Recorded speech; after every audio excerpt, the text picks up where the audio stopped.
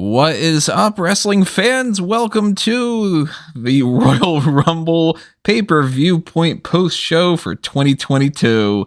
I am your host, as always, Tony Mango. Joining me, as always, is Robert E. Felice. I'm just going to cut straight to the point. I'm not happy about this. Usually, on these podcasts, we run down a lot of the same opinions, and we agree on a lot of things, and we are going to agree on some things here. I can see in the chat that a lot of people are going to agree on us with this. So, whole show overview, real quick from me. Very mixed bag. Agree? Or are you just more just on the bag of shit side? Well, I don't know. It's tough for me to. I'll put it this way. You can tell by the title, I didn't want to title this, Royal Rumble sucked, like the Crown Jewel one. I'm not in as bad of a mood as I feel like I should be, but I'm not a happy camper. Let's put it that way. There are some good things from this show, and then there are some of the exact same problems that we've seen a million times where it's like, oh, you had every opportunity to prove that you learned some lessons and you didn't. Instead, you doubled down on a lot of the same things. And you'll be hearing a lot of these opinions on the next couple of months. I'm, once again, less excited about WrestleMania, which is not the goal. The goal of the Royal Rumble and this pay-per-view, and every pay-per-view, and every show, at the end of every episode of TV or at the end of every pay-per-view, you should be so pleased with the product that you can't wait to see the next thing. And here we are again, where I'm going, okay, I kind of want to wait until April 5th or so to move to the next thing. And I got hit with, so along the way to the finish being what it was, I got hit with, oh, you know better, you know this company. And it's like, no, man, I don't want to accept that as the point blank. Well, because you had a chance to do numerous other things, and you went with the thing, and I was really holding on to false hope of like, nah, too many people are saying that they're going to do the thing, so they'll do anything else. And then they fucking did exactly quite frankly, what Callum Wiggins has been saying since like Crown Jewel. It's exactly what they did. Granted, there was some bumps in the road thanks to COVID, but like literally, Callum knew who was going to win the Royal Rumble at the end of Crown Jewel in October. No, I'm not happy about this. We've been echoing a lot of those kind of things, and it sucks to be right sometimes. I'll spoil this. Like in my fantasy predictions, I predicted a lot of wild things when I sent the message to Callum, and I'm like, I know I'm going to be wrong, but I'm just like praying that like this happens instead. And nope. Well, as we go along here, I want to just remind everybody, drop your comments below. And if you are not joining us live because you didn't know that we went live, that's why you got to subscribe and ring that little notification bell. We got 14 or so people in the chat right now. Some more people are coming in here and there, so I want to shout out some of those names. I see Brandon, I see Peter, Michael, William, Christopher, Adam, Frankie, Marquise, Cal. I guess I'll guess 5 in here. You guess 5's in here as well. Thank you to Marquise and Grim's in here as well for the super chats. I'm going to read those as we go along here. Just going to go one by one. Brandon says, I absolutely hated this show. I wonder if you guys feel the same. Peter's saying it's officially midnight. Happy Becky Lynch. Michael says Men's Royal Rumble was meh. William says the show was fine. It was just so predictable. Marquis says, shake my goddamn head. Well, Tony, what do you have to say for yourself? We will come back to this point. There's, oh man, there were some good spots here and there, but overall, got to give it a down. Frankie says Brock Lesnar rule. I'm not, by the way, no, we're not, I'm not Brock Lesnar. I'm not Brock Lesnar ruling it, no. Not quite yet. That's going to save that for February and March and April. Marquise goes with a little bit more colorful language. This show was a flaming turd in a paper bag. It's poop again. You know what's crazy? Is it started out so good. It was maybe one of like the best angles I've seen in a match in a long time. And then they just fucking nosedive. The show was so bad, the WrestleMania sign tried to off itself. We have to talk about that a little bit. We will. There were so many other ways Ronda could have been added to the Mania match. She didn't need to win. That's not the one that bothers me. I would have rather had someone like Rhea win it in a star-making moment. I seriously can't believe they did that to Sasha. Pissed about Sasha's exit. So WWE is in the fucking mud right now. Holy shit, I didn't think things could get this bad. And Christopher says, keeping track of eliminations was fun until the end of the men's match. So that's, we're caught up to the chat thing ever. Right now, we will bounce around here back and forth because we got to start getting into some of these things. But again, drop your comments below if you weren't able to join us live. And, join in the conversation that way because I want to know what everybody has to say, especially if, they're listening to this tomorrow and you've had a day to kind of process things. Maybe your opinion changes or something. I tend not to change my opinion over time unless it's something that it's a worthwhile change, like me going, I don't see what's so great about Daniel Bryan. And then I watch him wrestle more and then I'm like, oh, okay, I see what's so great about Daniel Bryan, But I highly doubt I'm going to be changing my mind too much over the course of the next few months because I don't subscribe to the, wait until it all plays out. You got to let WWE do its thing because WWE tends not to let things play out, or when it plays out in a bad way. Doesn't mean that just because you've got a long-term story in the sense of you're going to drag something out, because usually their long-term story isn't a long-term story. It's usually a drawn-out story. That's a writer's dig, but that's the truth.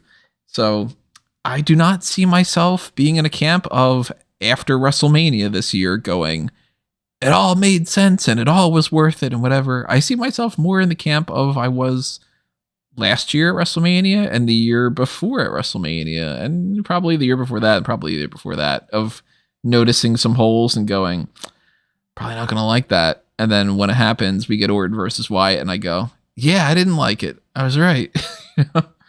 I hate it. So we got some sour grapes here. We will talk about some positives, though. If you're just sitting there going, these guys are going to bitch the whole time. No, there's some good things. We're not going to, because there's something in the show, like I said, I really loved. Like, for example, the start of the show. Oh, the kickoff? Yes, absolutely. The kickoff, which maybe for the first time ever had no match. No, I think they've done at least one other kickoff without a match before. But Not this a full was hour for like the main roster. This was a rarity to not have at least one match, and I don't know why. I guess they just decided, you know what, we want to re-air these same vignettes again and again and again. But some of the vignettes were pretty good. I liked the Bobby Lashley one. I really liked Booker T on the kickoff, though. He was just like in a mood tonight. He said he equated his Royal Rumble surprise to getting a Road Warrior pop from '87. And then he thought that his joke was the funniest thing, so he laughed the loudest at his joke. He was picking fights with Sonya. Like, she starts arguing her point back and forth, and he's like, oh, she's like one of the sisters from the hood. I'm all for Booker T being a mess. That part was fun. Major thumbs down on the kickoff and the overall thing. No Tumblr again. I want that goddamn gold cage. I want somebody to pick a number out of it. It's not that hard. Do it. I think years like this, it should be really necessary too. Because, let's go ahead and say it now, the men's Rumble was kind of bare. So, like, add some stakes by saying, hey, AJ Styles, he just found out that he is the phenomenal one because he drew number one. You don't even have to reveal it. That's the thing with me. I don't even need to know what they picked. I just kind of want to see, Ricochet is backstage and Adam Pearce is there with the tumbler. He's spinning it around, and Ricochet reaches in, grabs one of those little plastic balls, and then he goes, "Oh, okay. That's all I want to see. It's just that, just so I could go. Oh, look, they're doing the thing again. Nostalgia warms my heart." They had it somewhere because it showed that there was footage of people like playing around with it and some kind of access or something. Did they have Royal Rumble access, or was it some other kind of thing? Or maybe they might have Royal Rumble access a few years ago. They did a few years ago at the very least. I don't know if they had that now, but yeah, we will definitely talk about the Sailor Moon outfit as well. Don't worry, guys.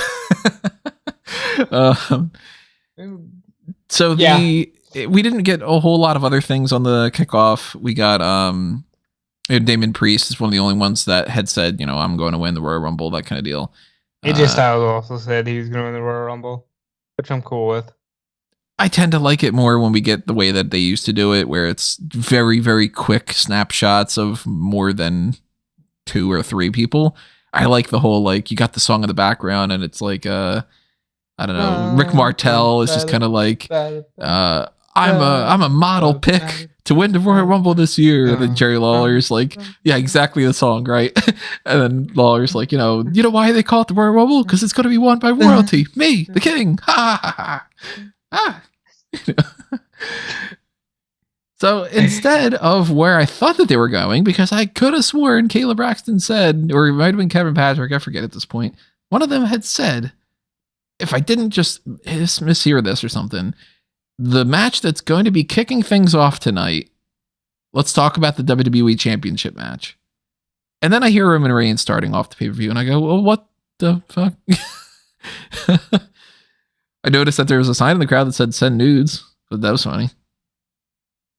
Anyway, good for that man putting himself out there like that. Roman coming out first, and then Rollins comes out with the Shield music. He's got the ring gear on. He's going through the crowd. Loved it. For some reason, when Roman came out first, I said, he's going to come out. I'm going to hear the Shield. I didn't think they'd do the whole Shield entrance. I just thought like the Sierra Hotel, India Echo Lima Delta, and then they would turn into Rollins' theme. And now they just did the whole Shield entrance, and I thought, this is awesome. The story that they told here and the subsequent angle afterwards made me want so much more of this and that story than I could have ever wanted more with what we actually got.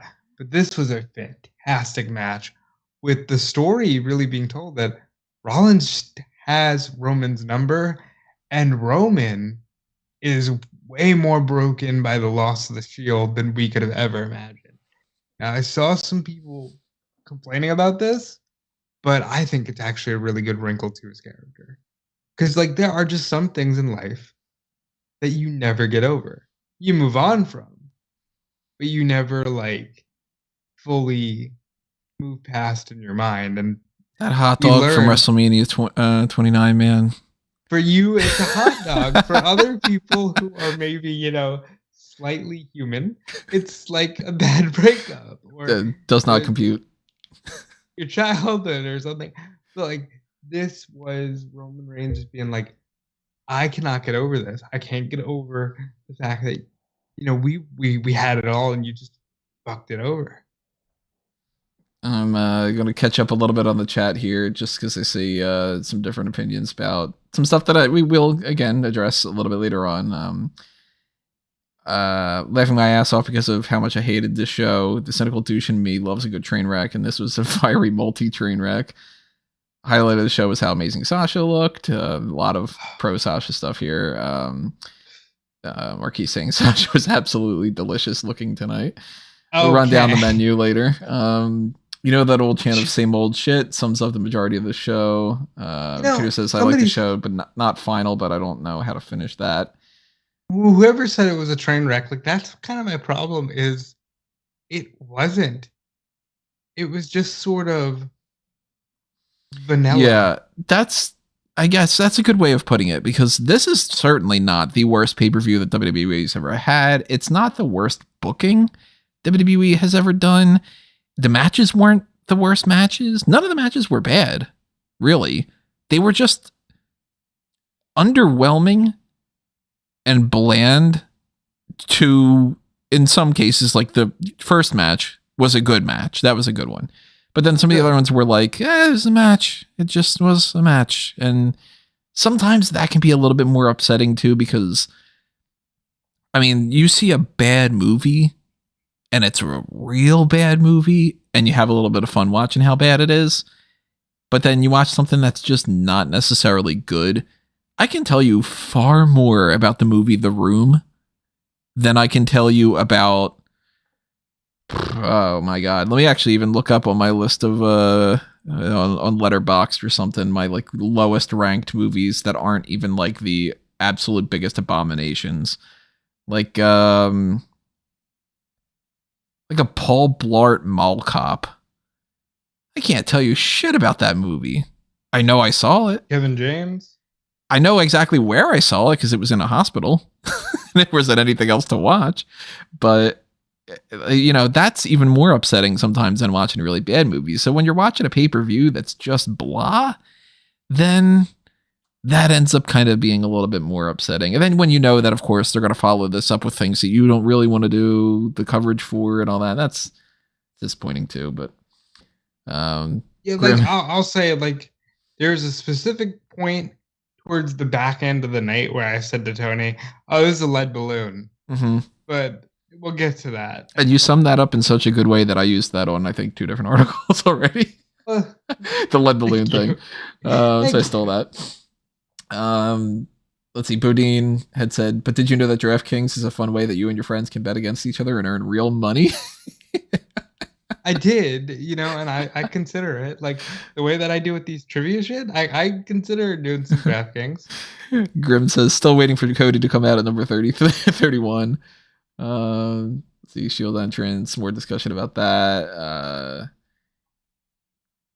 Guess 5 mentioning, was this heel versus heel? It felt off. So we'll talk about the Men's Royal Rumble. We'll talk about the Men's Royal Rumble when we get to that, of course. But yeah, to me, I think that Rollins should turn babyface off the back of this. It kind of seems like he should, right?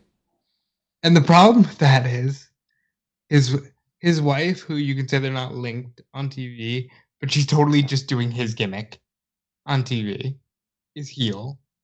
He's been a heel on Raw. But like, this match kind of showed how awesome Seth Rollins is and how far he's come. Like, he was an absolute loon. You know, without, maybe you'll disagree with me here, and that's okay, but like, it almost felt like the Dark Knight Returns, where it's Batman and Joker beating the shit out of each other, and with Roman being Batman in this case. I don't remember Roman going, "No more." You know, but it was kind of like that by the end of it. Like, let go. He won't let me let go. No. Like, it kind of gets to that point of Rollins is Joker and he's just laughing at the fact that he's like, "No, I love you. Here, your shield fist." Like, and Roman's just like, "Fuck this." And it's one of the few instances where I'm okay with a DQ finish, because I could hear Roman Reigns say, "He won't let me let go." And I'm thinking way too deep. But it's like, he won't let me move on. He won't let me let go. So now I need to end him. Well, see, and you're not even thinking too deep. I bet you that that's what the story is that they want to tell. And it's just that they're in this bubble where they're not able to fully tell that story a little bit better, you know? It's because it is the best story that they had going on for a while. I said to my friend, I said, you know, I kind of want Moxley to save Rollins here, and it can't happen. But it got me to the point where I was like, the Shield story you're telling here is so much better than what you're gonna do with Roman and Brock. And I stand by that. Because Roman beats the shit out of Seth Rollins with the chair after this match. And credit to Seth Rollins, he falls on the rope exactly as Roman did when the Shield broke up. And then Roman just takes it to the nth degree and just breaks a chair over Rollins. I loved this story. I could gush over this match. I can, like, I can introduce people who don't watch wrestling to wrestling through this story. I really can't say that about anything else. I really liked how you can even say that Seth wasn't really going to get the rope because the referee Charles Robinson kind of dropped him on the rope a little bit. So I don't know if that was an intentional thing or if that was something that just kind of happy accident, but I liked that a lot too, because it's like, if you want to spin it, Roman could be like, no, you were out. I didn't need to let go. You were out. The referee, he gave you those extra couple inches. And then now he had to just lock it in and, fuck you, pal. I really liked the spear getting turned into a pedigree. And I wrote down that this feels like Rollins is doing like the best of hits from the past kind of deal. And Rollins, he kind of was, and it was so good. Like, it was shades of Monday Night Rollins from 2018. Where it was just like, this guy's on fire right now. Everything he's doing is working. I want this guy as world champion. But the problem with that is if you turn a babyface, they're going to completely neuter all of that, because then he'll just be... And you're going to turn him babyface on the wrong guy. You're going to turn him on Lashley. And yeah, spoiler, I don't care. I have no desire to see that. I want to see the match I just saw, but at WrestleMania with Rollins going over. Catching up a little bit on the chat, Chris says, I wanted Moose, now I'm canceling Peacock. A lot of animals. All right. There's the show was not The Room. The show was The Last Jedi. In some ways, because The Last Jedi is one of those movies that tells you, fuck you, we're doing what we want. And this is I'll go with The Force Awakens, where it's like it wasn't terrible, but it definitely was, hey, we're going in this direction, and you know where we're going, and you're not gonna stop it. See, no, I think it's much more Last Jedi than Force Awakens. Force Awakens is, you're gonna go see a Star Wars movie, right? We don't need to have anything for it. It's there. Last Jedi was the entire premise of the men's of 29 of the 30th entrants in the men's Royal Rumble. But then the number 30 happens, and then it becomes Last Jedi, where they go, I want to do X, and it doesn't matter if you like it or not. That's what we're doing, damn it. Like, and if you don't like it, you're a bad fan. That's that kind of thing. And the only thing I'll say is, and then we can move on to the women's Royal Rumble. This situation with Roman, I feel like we've been talking about it for 4 years. I've been doing these podcasts with you for 4 years, but we've been talking about this exact same situation once every couple months for the last 4 years. And it's just like, what's the payoff at this point? Everybody should keep in mind, it was December of 2018 when things had been bad long enough that the McMahons came on Raw and apologized and said, we're going to change a bunch of things. Yeah, most of it didn't change, but you figured that was years ago. So not only did the things that needed to change not change, they changed the things that were good and made them worse. So it's kind of like, I got a splinter in my left thumb. I need to get it taken out. And somebody goes, all right, well, I'll cut off your right thumb then. You go, that's not the same sort of change I wanted here. You got to do the opposite. Like, I'll always defend that in the sense that speech does lead to a WrestleMania where 3 mega baby faces go over. And yeah, they couldn't sustain it. And that's what everybody means. But it's like, at least directly following certain things were good. Well, we've said it before, but like they did the whole, like, the third hour of Raw is going to be darker. We're going to dim the lights and we're going to introduce the 24/7 title. And here's your women's titles that we don't give a shit about. And this and that. We'll get there. We do have some other opinions here. The show was very good as a whole, but key pivotal points came down to 50-50 decisions, and they simply picked the wrong decisions. You changed 3 choices, and this is 4 out of 5 show. I wouldn't fully agree on that, but I see the point. So, We will echo some of that as well. Huerta says, just popping in to say that the men's Royal Rumble is the worst Royal Rumble ever in history. It's certainly not one of the most engaging and enthralling ones, I'll tell you that. I don't know if it's my least favorite, but it's not up there on the positives. This is a pretty damn boring one. Frankie says, rather talk about why Robert Pattinson should not be Batman. I'm actually very excited for that film, sir. I really hope it's going to be good. We'll have plenty to talk about with that on fanboysanonymous.com. So head on over to Fanboys and subscribe. Yeah, if you think that that's not going to be a day one fucking podcast, you're out of your mind. Yeah, that's that one's getting a lot of breakdown, I'm sure. But the opening match ends with the disqualification, and not only when they just announced that Roman Reigns is wrestling first did I go, oh, there goes all my predictions. But then they go with the DQ, and then I go, well, they're definitely doing the opposite now. Because I had said before, hey, I'm leaning more towards, out of the options of one of the two drops their title and goes on to win the Royal Rumble, I was like, I'm going to put the Reigns losing the title and winning the Royal Rumble thing over the Brock Lesnar one. And then I'm like, all right, Lesnar's dropping his belt. Lesnar's winning the Royal Rumble. I can kind of skip the majority of this. If I obviously I can't. It's my job. But that kind of sucked the wind out for me a little bit. And I know that there's going to be some arguments from some people that they're going to say it's to a certain extent my fault and, anybody's fault for like thinking too hard about it. But that's not the way you really should look at things. I'm really sick of that. I'm really sick of that excuse. It's such an apologetic kind of thing for why are you defending the company rather than the fan? I don't subscribe to the customer's always right philosophy, but if they are a customer, you should be trying to appeal to them and to try to make them, feel more positive about those kind of things.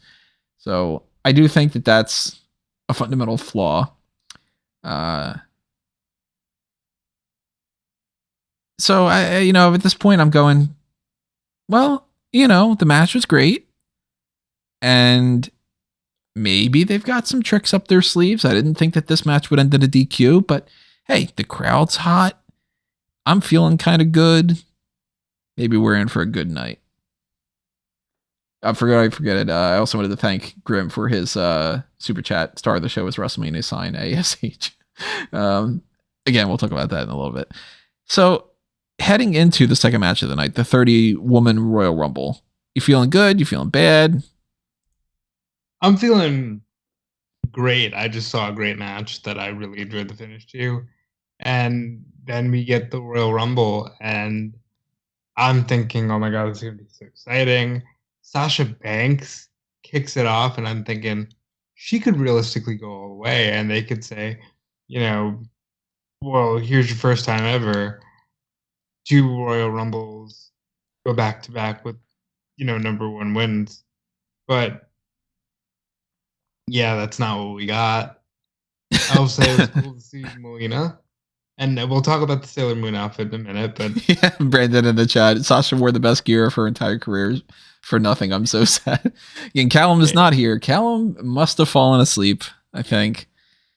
I think that it was over after midnight for us, so yeah. I think he had said that he was planning on being here, so I don't know, maybe he just is sort of like, or maybe he's not feeling good. I don't know. He didn't respond to the message earlier, so hopefully he's feeling fine. Sasha Banks, I'm not a Sailor Moon fan. I've never seen the show, but lots of positives Sasha when it comes to that. Sasha Banks looked amazing. I'm not going to sugarcoat it. I'm not going to sit here and drool over it, but Sasha Banks looked amazing. Not at all surprising because, she's... And she radiates stardom. You know what I mean? Like, she is a star. Mm-hmm. She's the type of person that, if you get some of these people in a room, I'm sure you're going to gravitate towards certain people. And some people, they just kind of do that. They don't have to be obviously rich and famous or anything for them to be the star of the show or something. But she seems like she's one of those types of people. And Banks is one of the 3 people that I wrote down as a potential best ring gear for the year for tonight, I think. Zelina Vega being another one, and Becky Lynch being another one, if I'm remembering right. So yeah, Melina comes out. It's like, all right, cool. Melina does a split. Pretty much immediately gets eliminated. Oh, we're going to talk about that. The Divas era, really, like, they did not have a long time in the ring at all. Like, they were, like, in and out, and I think that that's kind of sad. But at the time, I was like, cool. Sasha's going to do this thing where she just full-blown Stone Colds it, where she just tossing people out left and right. They did not do that. I was very sad about that. The early part of the match had some really good entrance. You know, Liv came out early on and stayed for a very long time. I really enjoyed when Michelle McCool came out. I think she's such a natural. I don't know why she ever stopped wrestling. Have kids. And yeah, true, but like she's so good. Who else Frankie, by the way, said Sasha Banks, best looking and just best wrestler. Don't care what anyone says. Me and Rob will be presidents of her fan club. And Adam says, I'll be the vice president then. I think Ben's going to give you guys a... Ben's the president. I'm happily a fan. You know. And then Marquise in the chat, Melina gotten dumb thick. 2 fire emojis. Well, she gets tossed out. Tamina comes in, and that's when I'm thinking the same thing that you were saying. I'm like, Sasha's going to toss out Tamina, and she'll just, pull a CM Punk or an Austin or, that kind of start off the match by just taking a couple people out. But Tamina sticks around, and Kelly comes out longer than Sasha, which is disgusting. Like, I'm not against Tamina. I'm just like, if you're gonna have Sasha needs to be near the end. Yeah, she did last night. Wow, I didn't even think about that. No, here's how I'll talk about Sasha's run. You were at the 2015 Royal Rumble, right? Mm-hmm. You remember I was one of the few people cheering for Roman Reigns. You remember when Daniel Bryan got eliminated? Yeah. Like, that's exactly what Sasha felt like. She came in, she did her thing, and then she just got eliminated. Like, okay, cool, you're out of the match. In the meantime, go ahead. No, because we could talk about it throughout the match and the men's match. They were just like going out of their way to not have certain people interact. Like, I don't understand why, if you got Sasha and you got Tamina, why Naomi couldn't be in the ring and do a team bad thing. They did acknowledge it. They said, former partner of Sasha Banks. They used to be the best of friends, which is like, I never really got that impression, but okay. They acknowledged at the very least. They acknowledged Team Bella at one point too. Yeah, that they did. They did at least do Team Bella. But we got Kelly, which the one note that I wrote down was, oof, Kelly isn't off to a good start with that terrible Hurricanrana spin. That was awful. She wasn't around long after that either. She did her springboard back elbow, teased a stink face, and then got eliminated after doing like a head scissors where she basically eliminates herself by draping herself over the rope. And essentially, Sasha pushed her to the floor and she face plants.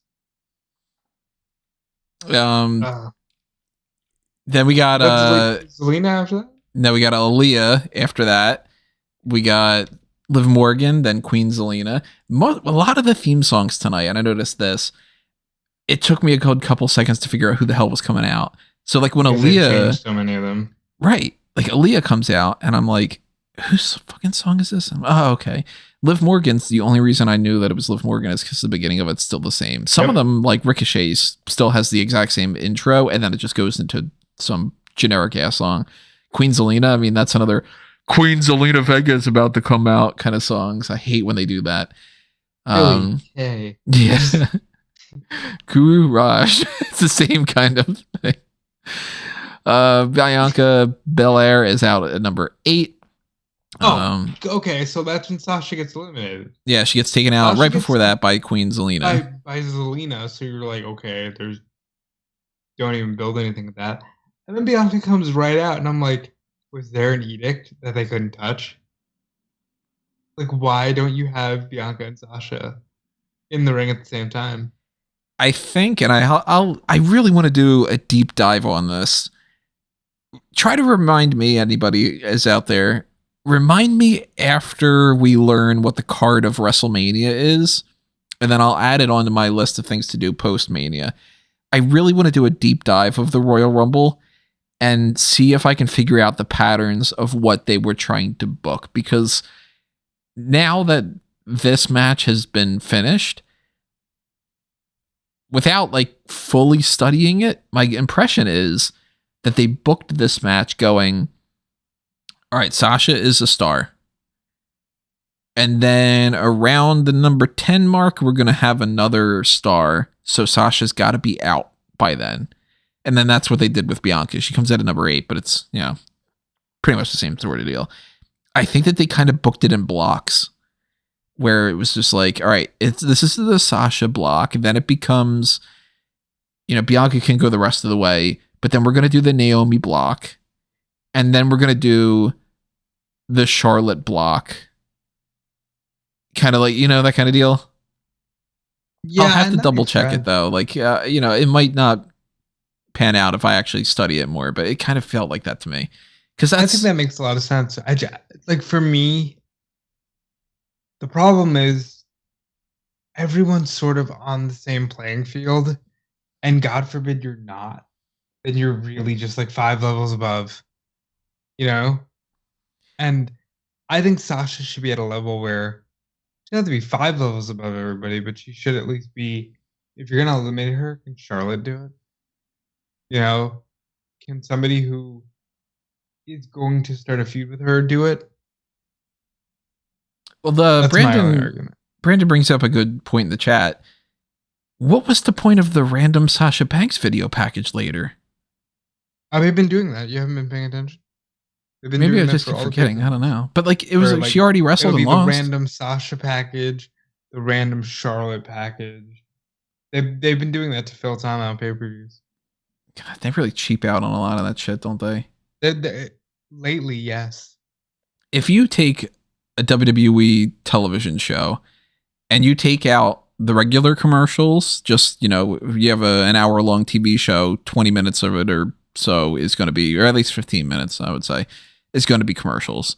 And then you take out the Raw Rewind and the SmackDown, whatever the fuck they call it, I don't know. And you take out the, let's look back on what happened earlier in the night with a promo that happened at the beginning that took out 15 minutes of the show so that way we could set up the match that we had already announced for the main event. A 3-hour episode of Raw is really like maybe an hour's worth of material. And it's just, I don't like it. I don't want to ever do that. You'll never see that coming from me, for instance. You're never going to have like this Royal Rumble post show and the entire time we're just kind of filling time. No, why waste anybody's time? What's this? Is that Disney Plus show she's in close to being aired? The only thing I can think of. She's in a Disney Plus show? No. I'm assuming Sasha. She's not in The Mandalorian. Or she says she's not in The Mandalorian this season. I haven't seen the most recent episode of Book of Boba Fett, but I don't think that she's in that. But then again, it was just sort of there. So I don't know. It was suggested, Brandon saying, I think it was Brandon here. Let me just double check that it was that. Somebody was saying, do you think that she was supposed to? No, it was Michael here. I think Banks was eliminated early to help get the eventual winner more cheers. Possibly. Like, okay, well, we'll get that out of the way so that way people forget about it by the end. I mean, that's, that's fair. That's a good philosophy because I do feel like that would have been an issue. And Brandon says, made me feel like Sasha was the original plan to win the Royal Rumble before they switched it to Ronda. Possibly. Again, I don't know. not, I don't know, because she was announced at the final second, you know? You It never really feels know, like she really, just sort of, like, yeah, you never know, really, if this is going to be one of those things that they knew that she was going to be okay for the past couple of weeks, because or she didn't get to be in there with Lita. She didn't get to be in there with Mickey. You know what I mean? She didn't get to be in there with Charlotte. It's sort of, again, it's like that Daniel Bryan one to me where it's just like, oh shit, he's out. so we get Belair, we get Dana Brooke, Reggie comes out there, and he pretty much Nothing is with the there. 24/7 title. Yeah, he's there just to catch her, and you know what And then happens. immediately let her fall. Yeah, because that happens with everybody every single time. It's, oh, you didn't get eliminated, but now you have to get eliminated because we wrote you in that you get eliminated at that spot in case there's a problem. And later on, we have that. Sonya Deville then comes in, and I go, and Caroline's watching it with me, and I go, oh, goddamn, I didn't think that she would come out until after Naomi. So I was surprised about that. But then she sits on the commentary team instead, and I go, oh, okay, never mind. It was clever what they did with the whole, The jacket's on. I'm wearing my jacket. So she does a spot where she eliminates Cameron. Cameron comes out and is almost immediately eliminated by Sonya because the commentary team's like, oh no, Naomi and her are super close. They're the Funkadactyls. And she's like, okay, so that'll piss off Naomi. I'm in. I wanted her to eliminate Cameron, immediately go into the bottom rope and put her jacket back on. And instead, she eliminates Cameron, immediately followed by Naomi. And I'm like, again, really? You couldn't have Cameron and Naomi in the same ring?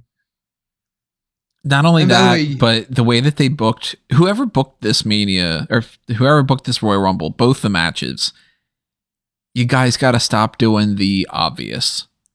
Because almost every person, their tag team partner came out right after they did, or their feud came out right after they did. If you want to make this believable, don't have Sonya, and then you just put Natty in there, and then you got Cameron, and then you got Naomi. Don't put Rhea and then Charlotte. Don't put, like, later on in the men's match, we had, God, who was it? I'm blanking on it was one of the first ones. It was Montez Ford and Angelo Dawkins. I think that they were like 2 names apart or so. We got Sami Zayn and Johnny Knoxville was another one.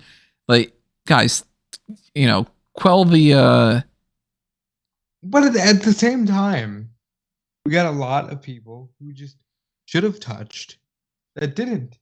Like, for example, in the men's one, Dominic doesn't even get to be in there with Ray. Mm-hmm. That is an entire story. And Dominic doesn't even get to be in there with Ray.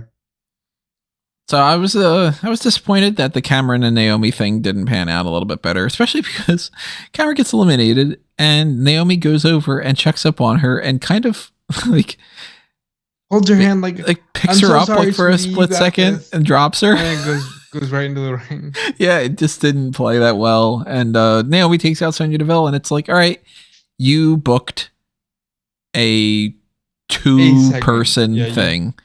It's the blocks thing again. You just said, here's the Naomi part. Except for the fact that Sonya sticks around for like an extra 20 minutes. Oh, because you gotta wait to do the next thing, right? Because if you were gonna do the spot, just do the spot. Like, Sonya sticks around for a while before Naomi does her spot, and she just sort of looks at Sonya and is just like, please don't.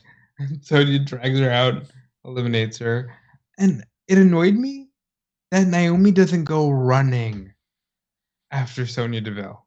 She's just sort of like, oh, I'm gonna get you. You're right there. I can touch you, but I'm not gonna get you. It's like, get her. You fucking do something. Do anything. Now they're in the chat. Everybody's saying like they're dragging this out and stuff, and it's they are, and I don't really like that. It's like there's nothing to drag out anymore. Right, it's Naomi done. Beat her ass on Friday. She beat her on SmackDown, and I do think that they should have done something at the Royal Rumble here. That's why I was saying literally the exact same thing of Sonya should fuck over Naomi when Naomi catches herself from being eliminated. That didn't play out the way that I wanted it to, but in theory it did. But Naomi shouldn't have taken out Sonya, I think. Because then it's just, okay, well then where do you go from here? Naomi's beaten her twice. You can't just have another match and have it matter because it's just, okay, she beats her a fucking third time? Who cares? You got to have stakes to something, or that's the end of the feud. That's it. And now they're just doing it for another time. So I was disappointed with that. And then I was disappointed in this too. You got Sonya comes out. She says, I got the jacket on. I'm sitting on commentary. You do the Naomi block. That's done. We're at number 15. It's Carmella. And she just hangs around commentary. And I'm like, oh my God, they're just hitting the reset button. And this is the one that's not going to be in the ring. Immediately afterward, Rhea Ripley comes out, tosses Carmella in the ring anyway. But soon enough, Carmella and Zelina Vega are eliminated because there's the Carmella block. I will say this. I like Rhea in this Royal Rumble. It felt like she got some steam back. A little bit. I didn't like the Carmella thing, but I feel like it was made up for by Rhea just tossing both Zelina and Carmella over the rope.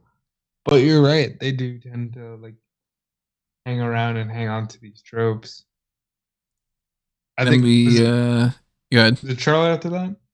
Yeah, so we get Charlotte after that, and I had written down number 17 is Charlotte Flair. Oh no, she's poisoned to Ripley. Because every single time they get an opportunity for Flair to do anything with Ripley, the story is the same. Flair beats Ripley, LOL. And we'll talk about that when we fast forward a bit. But Aaliyah goes out, the Naomi thing happens, and we get Ivory in right to censor mode. And I was like, you know what? That's kind of neat. I like that.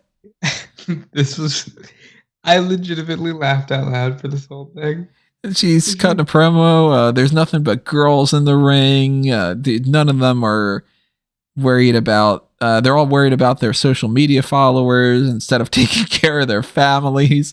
And Rhea Ripley picks her up and she's like, you put me down. Don't you touch me. And I want to see women. And Rhea picks her up and it's just like, how dare you touch me? Don't you touch me? It was one of the funniest things I've seen. And it just felt natural, even though it's such a character. Like, it felt so, this person gets it. Yeah, Ivory's fun. I like that she had this little bit here because, the fun things are fun. Good things are good. And then Brie Bella comes out. And that sounds so condescending. That sounded so condescending. I didn't mean it to sound like that. But she does the yes chants. Yeah, that's a thing. Like, in fairness, you can say that, oh, well, he works for another company now. But they ended up tying her entire singles style to her husband. So she has to. What's the thing that AJ Lee said? Never mind. And then number 20 is Mickie James, who comes out to Hardcore Country with the Impact belt. This was so awesome. I have to put this over. Everything about this was super cool. They didn't do the thing where it was like Mickie James, but it's her WWE theme in her WWE gear. She came out in her current gear to Hardcore Country. They didn't say knockouts, but that's probably just a lost in translation thing. They called the Impact Women's Champion. That was awesome. And then on top of that, before she even gets in the ring, Michelle McCool meets her outside, and they fight outside for a bit.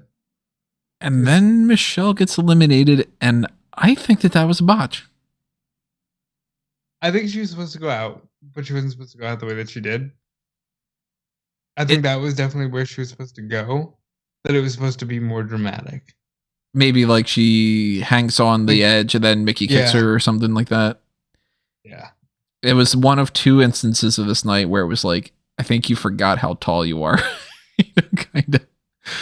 Yeah. But I was surprised about the hardcore country theme. I was surprised about the title belt. I was surprised that they, like you said, Impact Women's Champion instead of Knockouts Champion. And she's in there she's like in the final 6. Yeah, she came out number 20 and she got eliminated right before number 27. She was in there for a while and she gets eliminated by Lita. Mm-hmm. Like, gets some legit. Everything they did with Mickey was very classy, very good. And I really appreciate it. And I love me some Mickey. I think she is one of them overlooked, underrated legends of all time. So, hats off to first ever tournament winner. It's cool to see Mickey just get that respect because the place went nuts. Because I don't think anybody was expecting to hear hardcore country. I wasn't, and I kind of got mad. I was like, "Wait a minute, could you have used that the whole time? Because that's so much better than like the generic." Yeah. Like, wait a minute, if she could have done that the whole time, that would have been rad. But I really enjoyed everything they did with Mickey. I personally don't like the hardcore country song, but I like it better than the just because it's like, all right, well, if that's what her kind of gimmick and style is, then if it's her, it's not going to be on my playlist, that kind of deal. But as pointed out in the chat, I wouldn't call it the Bella block. I would call it the duo block because this was very much a lot of like, hey, you two used to insert blank. And, we got Brie Bella in there, so let's throw Alicia Fox in there. And I'm like, Alicia Fox looks great, and she's always fun. Always been a fan of her. Not too much going on at the beginning of it. We get Nikki ASH. Then we get Summer Rae, who, here's the quick little Summer Rae block. They had set up this thing with Natty, and it's, Summer Rae's like, I'm going to go straight to Natty. Be in there for 2 minutes. Yep. And then Summer Rae's eliminated by Natty, so that's in and out. No, Summer Rae was eliminated by Charlotte. It was Charlotte? I've written down Natty. Might have been the combo of Charlotte and Natty. I sent you the list, so if it said Natty, then it was Natty. But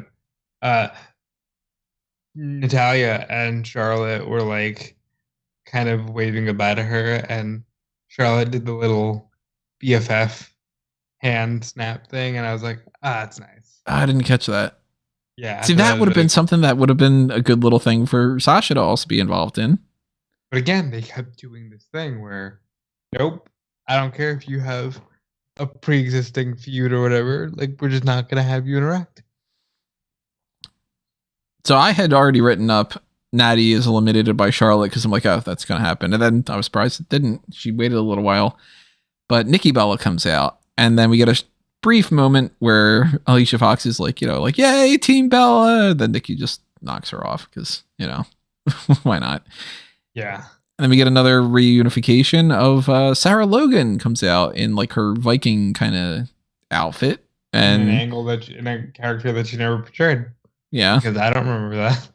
She has a move that they claimed was a headbutt, where she threw somebody up in the air and then headbutted them. And I thought she threw them up in the air and forgot to do something from the angle that I had seen. So I was just like, I don't know what's happening here. She and Liv Morgan share a brief look at each other. They're all upset. So both of them get eliminated. Because that's the Liv Morgan and Sarah Logan block out of the way. They get eliminated by Bella Twins, which means maybe there's something for the tag titles down the line. No, I don't like this. Because why the fuck are the Bella Twins eliminating Liv Morgan?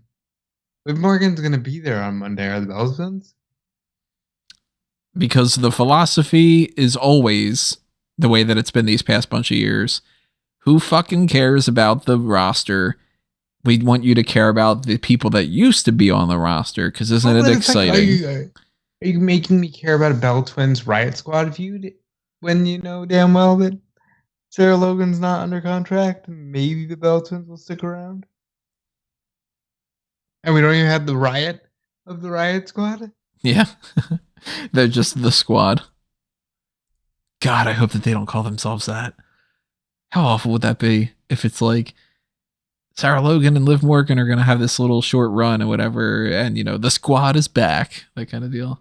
Ugh. I'd have a huge problem with Liv Morgan spending the last year as a singles because you fired Ruby to just put her with Sarah, who you fired the year before that. Isn't that the methodology they normally do, though? Needed. Yep. So we get Lita. Then we get Mighty Molly, who gets jumped by Nikki ASH and then eliminated. Awesome. I thought that was one of the best parts of this whole thing.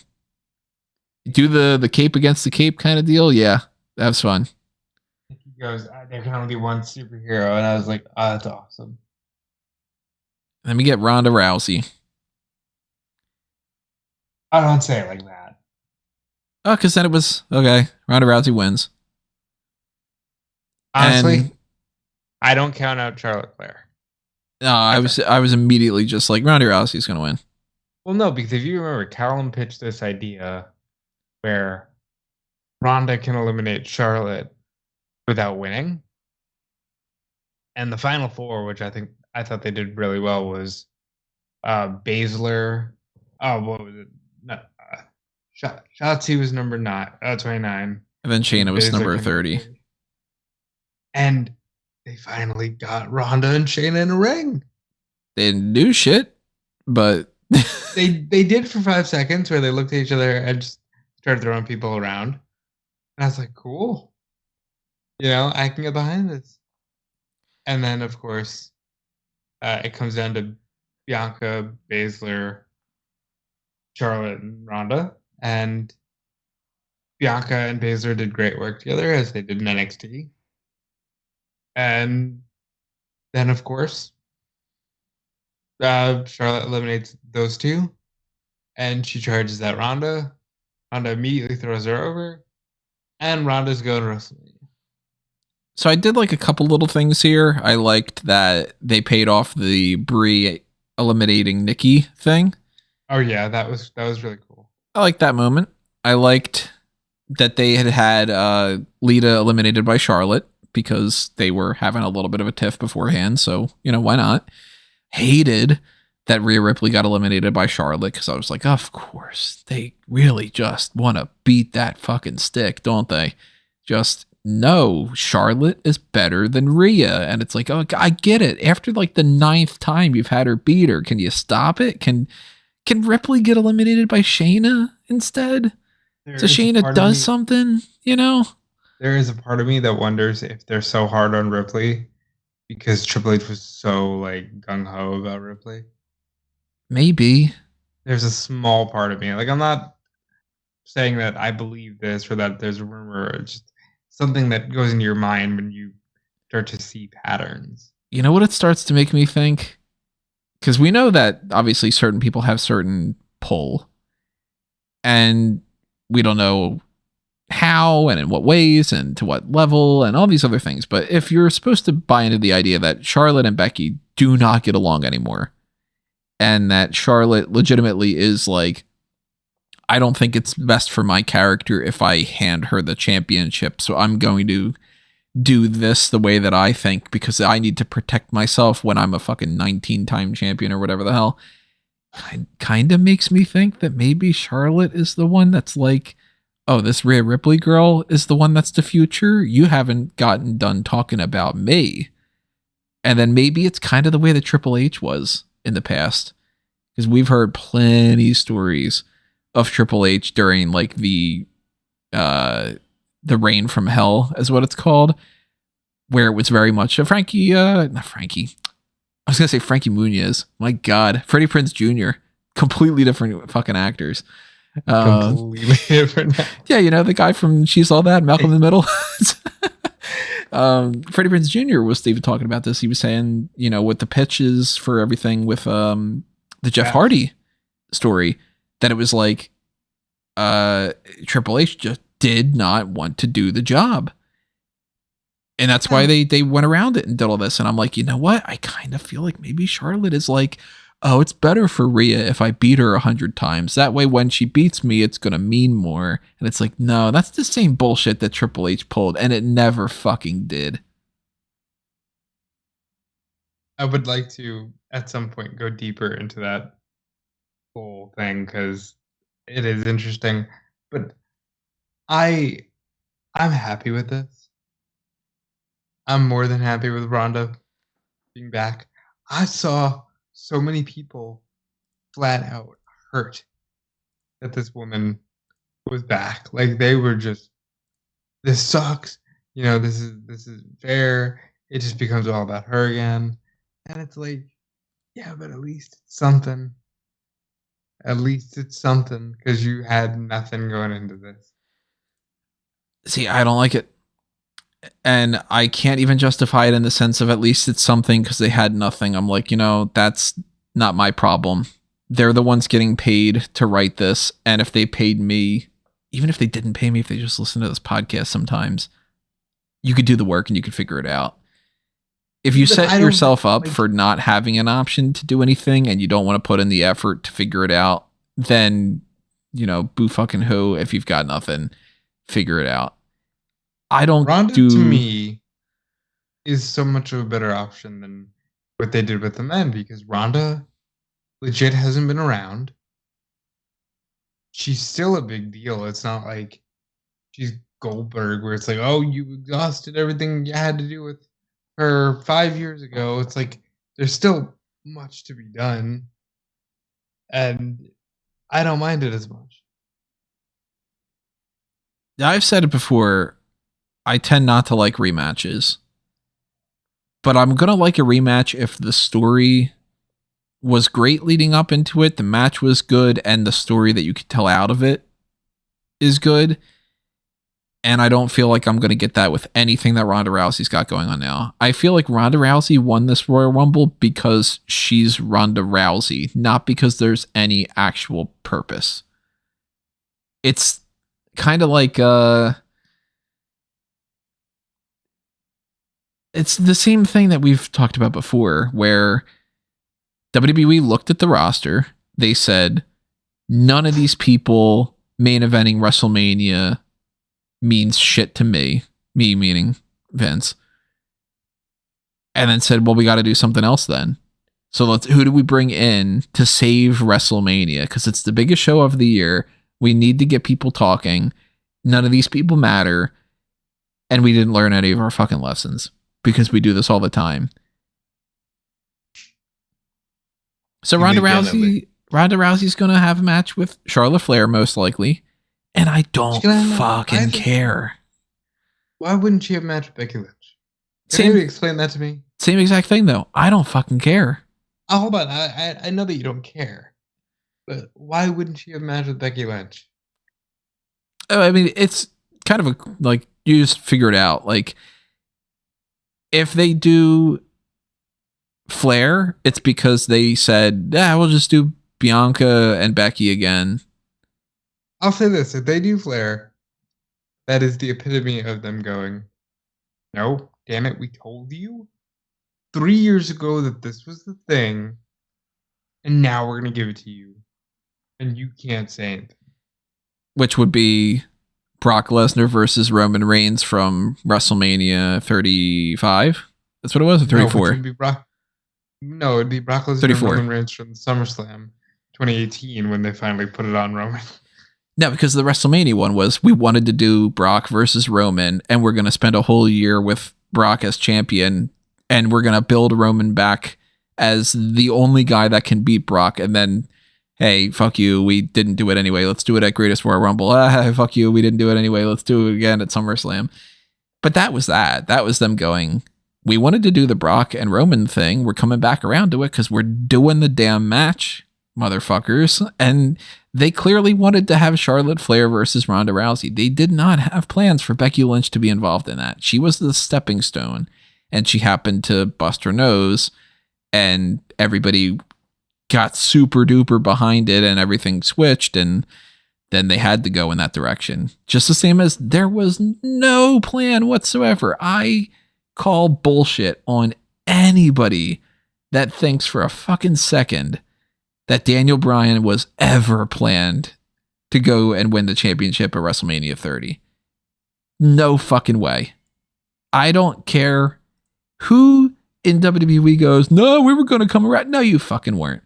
You were going to do CM Punk versus Triple H, and you were going to do Batista versus Randy Orton, and Daniel Bryan was maybe going to fight Sheamus for the United States title or something. That's what you were going to fucking do. Admit it, you know? So I'm like, all right, they're going to do Rousey and Flair again. I've seen it at Survivor Series, and then I've seen it in the triple threat at WrestleMania. I don't care. If they go with Ronda Rousey versus Becky Lynch, oh, I saw it in the triple threat at WrestleMania. I don't care. What am I going to say about Ronda Rousey versus either of these two over the next 3 months that I got to write about it? I'm going to be, hey, Ronda took some time off. She lost at WrestleMania, and now she's back and she wants the championship again. That's it. That's the entire thing. There's nothing more to it. Here's the problem.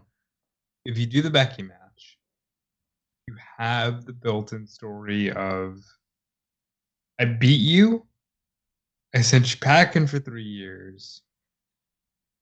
It should have been you and me to begin with, except for her ego, her being Charlotte. You know, you have some built-in something there. If you do Ronda and Charlotte, it's literally, we're telling the story that Charlotte's the best ever, and Ronda's the best fighter ever, and shut up. Either way, is this something that you really feel like you're going to be sinking your teeth into for the next 2 months? That you're going to be like, oh man, WrestleMania, I can't wait. No. Same here. Because I'm like, I said it in our chat on Facebook. I'm like, the most stupendous WrestleMania set of rematches ever. Because that's what they're doing. They're going, what can we copy and paste from before? That's all they're doing. Because they don't want to put in the effort for it. Problem is, and this is why I've been saying, I don't care if you guys don't like one night WrestleManias. Now this shit spread across 2 nights. Oh, that wouldn't have changed. If this was a one night WrestleMania, we'd get the exact same thing. We would just get 2 or 3 less matches. No, absolutely we would. But now they're spreading it across 2 nights where it's even more like, oh, well, you'll care because the women are main eventing again. And you'll care because this, and you'll care because that. Instead of just being, no, we're doing Roman and Rock, and we're doing Becky and Ronda. And, you know, we'll get it over with in one night.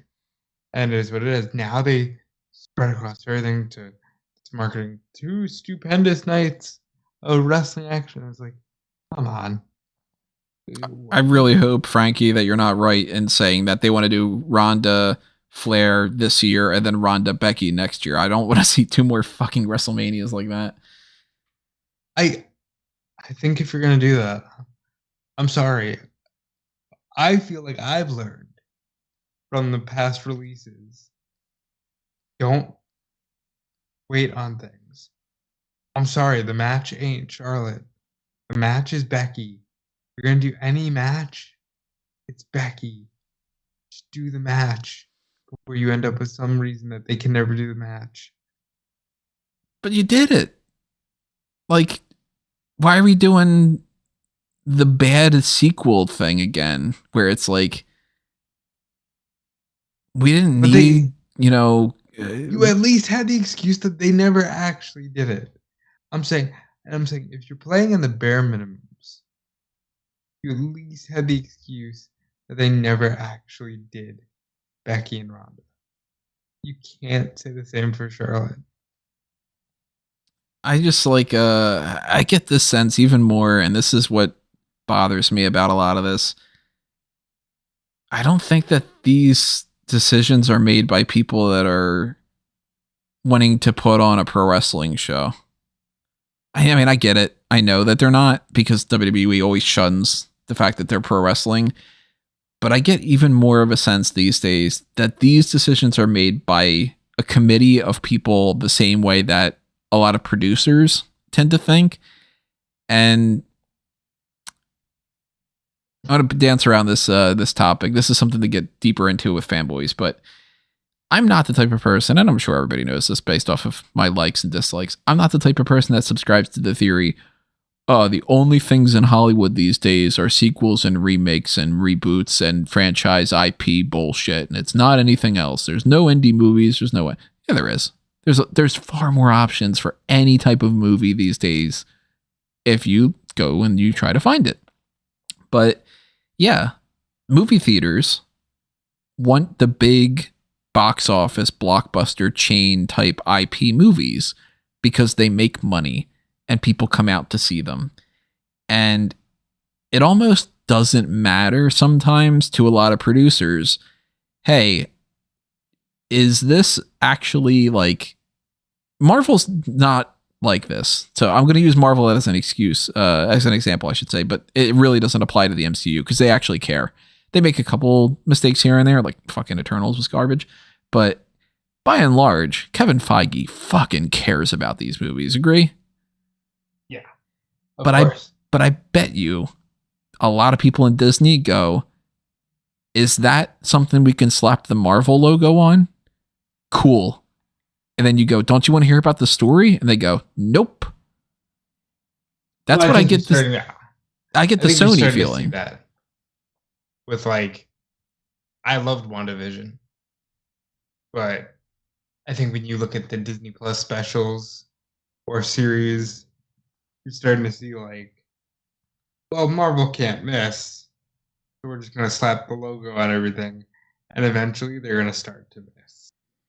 Oh, they did with Eternals.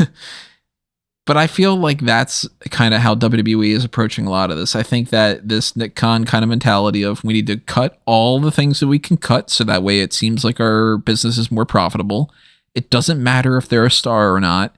We can make new stars. It doesn't matter if we can make new stars because we told you that they're a star. So you buy it or you don't. Right. And then I think that's where I disagree. I think they're not even trying to make new stars. Well, that's what I mean. I don't think that they are. I think that they are going, we can make new stars. And then somebody goes, okay, who do you want to make as a new star? And then they go, I don't fucking want to. And then you go, but motherfucker, we don't have anybody left. And then that's when they go, yeah, so we need to bring in, and then you insert the names because they just look at the numbers and they go, Ronda Rousey is a big star compared to our people. If we put Ronda Rousey in there, butts in seats. Then you go, but that's it? And then they go, yup. Moving on. I really feel like that's how they look at it, which is the worst way of doing this business because I don't watch, say, let's put it this way. Actually, I'll use Star Wars as an analogy again.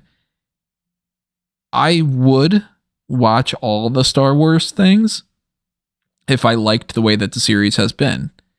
When the series turned worse, I stopped watching things. I have not seen The Bad Batch. I'm at a point now where there's maybe only like 2 episodes of Book of Boba Fett left. I haven't been liking this. And if they do another season of Book of Boba Fett and it doesn't get any better, probably not going to watch it. Because I don't watch something that's on a creative thing just to digest another thing. I want to watch it because I want to like it, you know? So I don't give a shit that Ronda Rousey's big star and that she's important elsewhere. Is the story good? I don't see a story with Ronda Rousey and Flair that I feel like I'm going to be engaged in. I don't see a story with Ronda and Becky because the story, like you said, Rousey says, we didn't have a one-on-one match and I want my title back. And Lynch says, too fucking bad. I already beat you. Haha. It's one promo and then it's 2 months worth of them repeating the same thing. That's the problem I have with it is Lynch will say, too fucking bad. I already beat you. Haha. Instead of it just being like,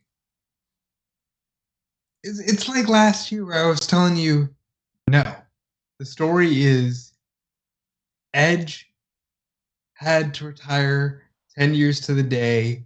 You put him in a scenario where he wins a belt. And they added Brian, they did this, they did a dance, they did a whole song and dance about how, isn't it a cool story that these 3 were told they would never wrestle again for various reasons? Instead of it just being, I don't know, man, just let Edge beat McIntyre? Because it had to be like, although we'll do this instead, and then not change anything. Because I've been watching a lot of WWF lately. Like, just to get ready for this show, I've been watching a lot of old school Rumbles, a lot of WrestleManias that follow. And they always at least ended with breath of fresh air. Now it's like, but wasn't that a big moment? Here's Pyro. The sign's on fire. Was that during that was the next match that happened. So again, we'll put during the Rousey thing. Rousey set the sign on fire. That's where that came from? It's the pyro from Rousey. Yeah, so if anybody doesn't know, the WrestleMania sign, the one that everybody's pointing to, whatever, the pyro starts melting the sign, and you got shit dripping down, like, the fire, sparks. Flames, sparks and everything. And I'm sure, bits of flaming plastic that's melting and whatnot, dripping down on the crowd. And the one video, which I think is great quick thinking, somebody in the background, I don't know if it's the one filming it or not, but somebody's like, you know what this means? Kane's coming out.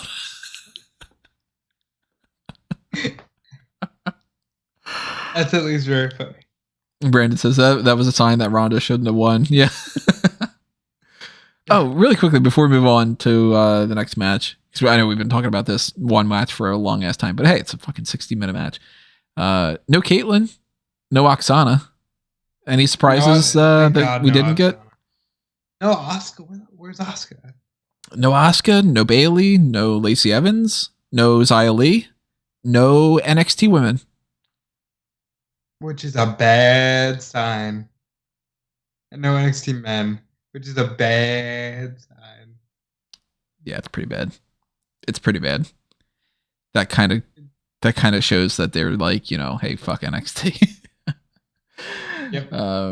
Frankie asking where was Paige? I don't think she's ever going to be cleared. I asked midway through the match. I was like, "Do you think Paige because that would have been a really cool surprise."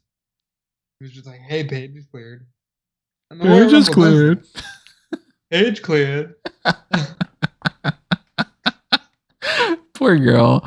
She's never gonna fucking live that down. That's such a bad, people forget about it. No. How many years later at this point? Paige here. Like 3. Paige cleared. Peter's afraid that Xia and Asuka could get released. You never know these days. That's the thing. You never fucking know. Never fucking know. Or to quote somebody else from the Royal Rumble in the past, Matt Striker, you never know. Yes! That's what I love about the Royal Rumble, because you never know. It's a smark out moment, bro. I'm smarking out. I'm lurking out. So yeah, let's transition to the Raw Women's Championship match, which crowd was pretty dead for, and I've got pretty much nothing at all to say. Doudrop. The sign was on fire. The sign was on fire. The Ronda Rousey just returned. She tried. They both tried. They had a match. Becky at one point even said, "I set that sign on fire. That's how good I am." But it was a good match, but ultimately it will be forgotten. By the way, we got confirmation that Callum did fall asleep. Yeah. This match was something that just existed. I don't think there's a single thing that happened in it that's worth talking about. Manhandle slam from the top. Yeah, that's it. That's how she won the match. So it's like one move. Okay. The people that don't watch wrestling on a regular basis, I had heard more than one comment from like a friend of mine was like, "Who is this?" I'm like, "That's Doudrop." "Yeah, who's Doudrop?" And I'm like, "There you go." Yep, that's Doudrop. So I want to forego convention and talk about Edge and Beth Phoenix against Miz and Maryse here, and just lump all of the Lesnar. Yeah, that makes sense. Because we went to the WWE Championship match, and then you will tie back to that later on. The mixed tag team match was kind of just a match again. It wasn't really supposed to be the best thing in the world. It literally exists so that Edge and Beth can say, hey, we took our kids to their first wrestling show and they saw us as a tag team. Mommy and Daddy teamed up, and and I like that. Like I said this from the very beginning. Ever since they started doing this feud with The Miz, I was like, I want to see a mixed tag match. Partially because maybe it'll be interesting, but an even bigger side, I know how much that would mean to those two. I'm a married man now. Maybe it makes me a little bit softer. Even I've always been a sentimental man. You're a sap now.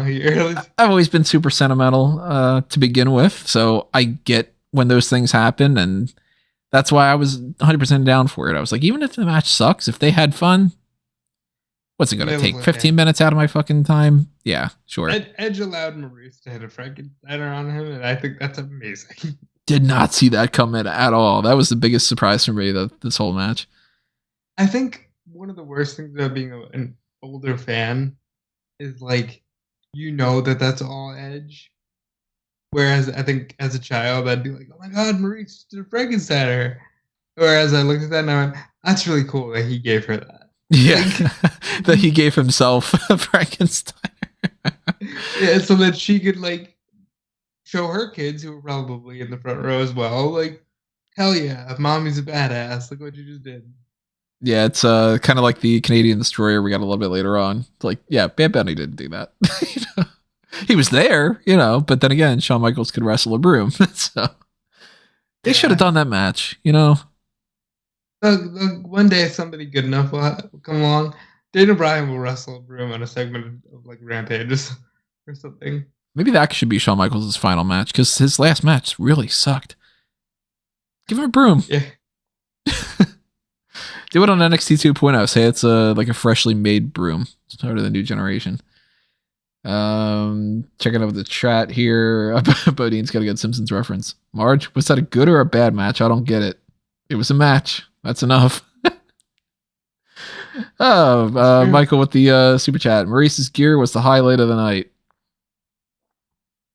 Disagree. Again, there are some other people that are some contention, but Maryse is always a win. So good for Miz. Good.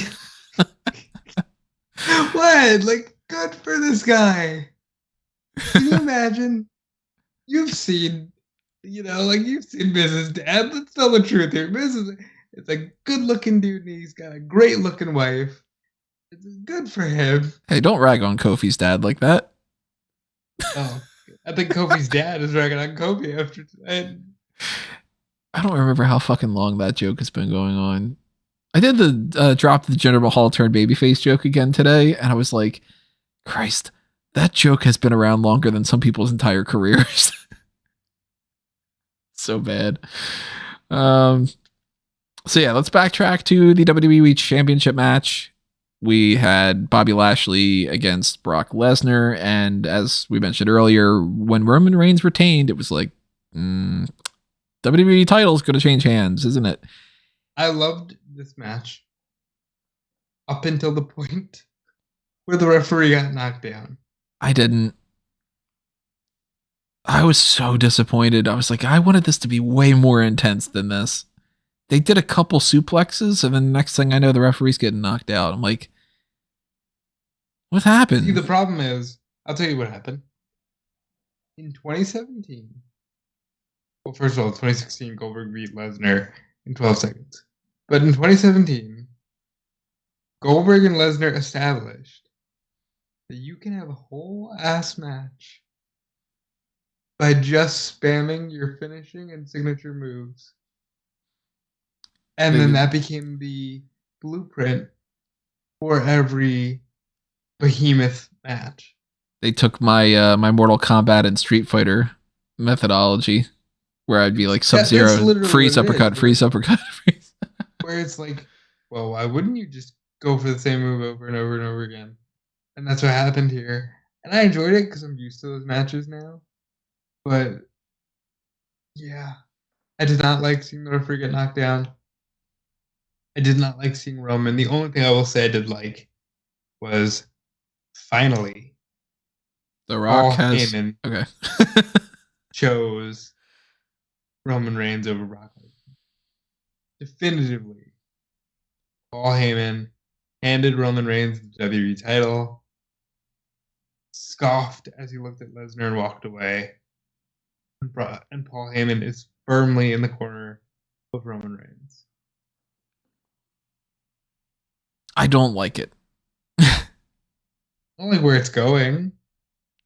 I don't like that it happened. I in my fantasy world where I told the story of, you won't let me let go. Roman was alone tonight. That could have made him say, you know what, Paul? I need you.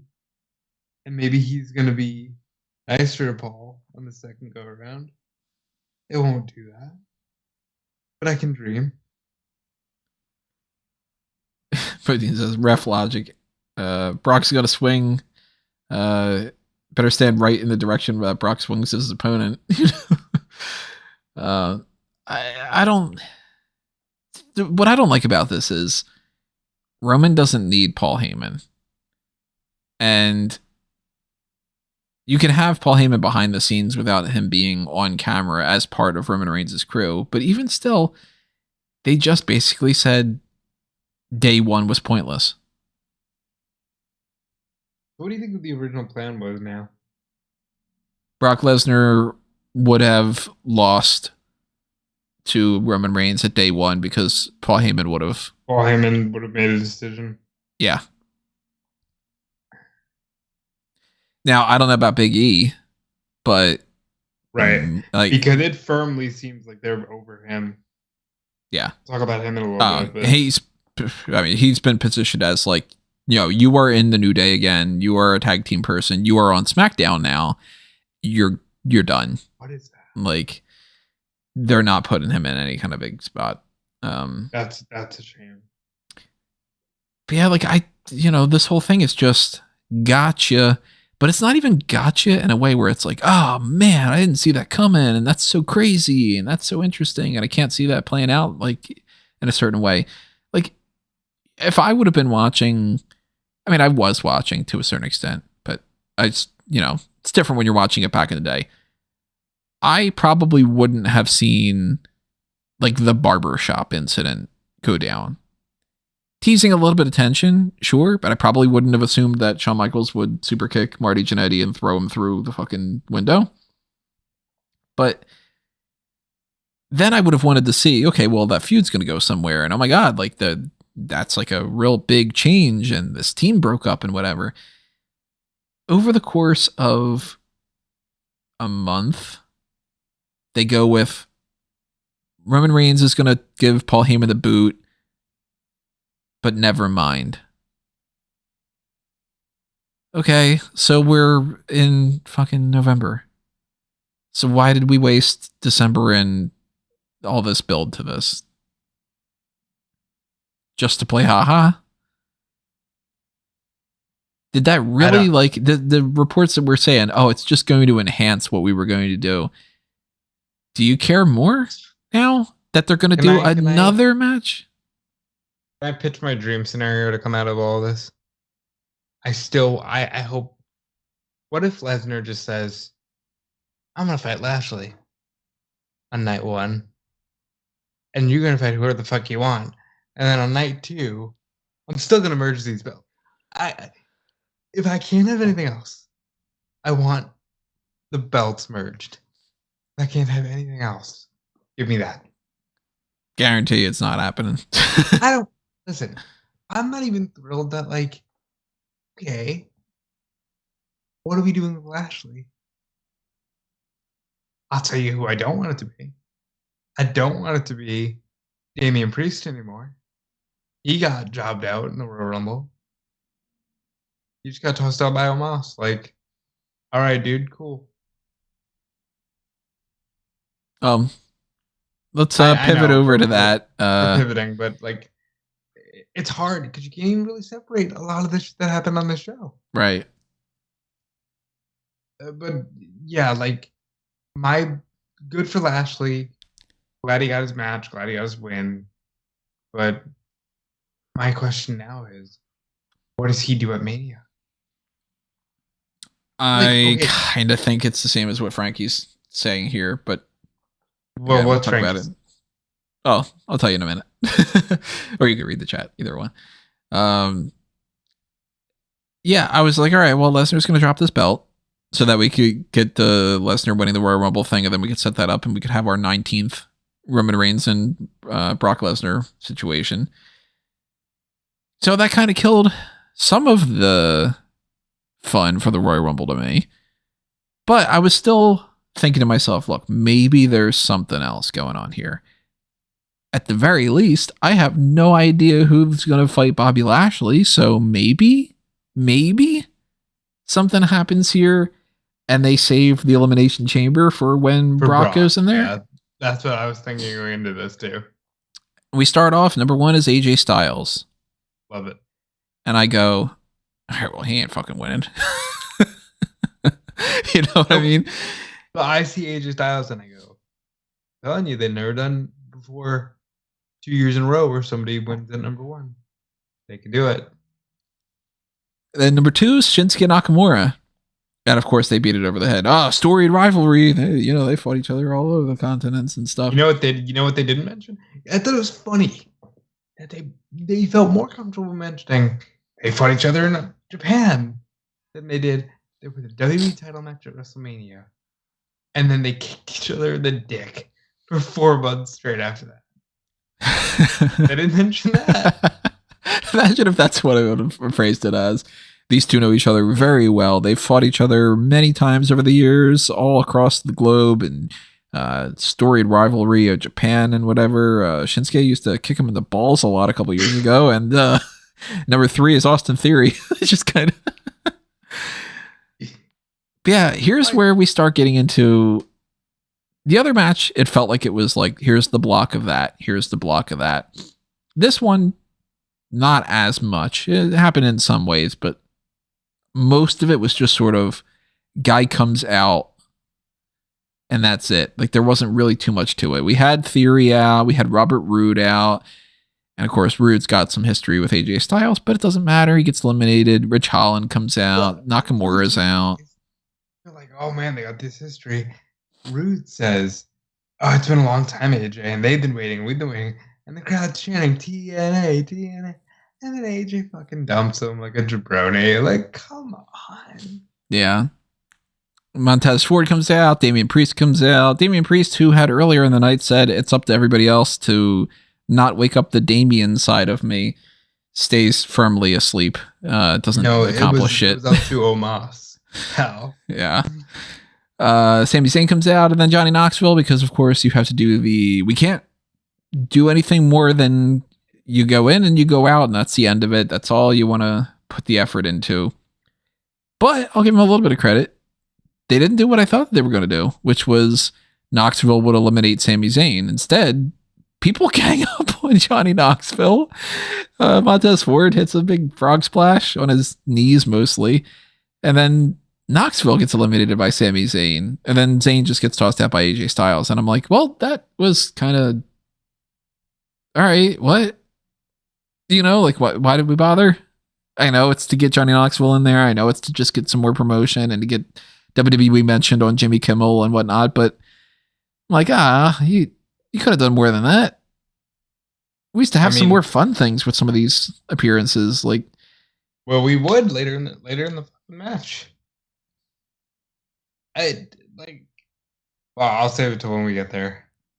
Well, then we got Dawkins come out, or Hawkins, as they erroneously said. Then we got Omos. Omos takes out Dawkins, takes out Ford. Ricochet comes in there, and then I wrote, geez, that chop must have hurt. Because, man, that was just like smack. And Chad Gable comes out, and I'm like, I've liked Chad Gable from the start. I remember Chad Gable popping up on NXT, holding the fucking towel, and being like, can we form a tag team?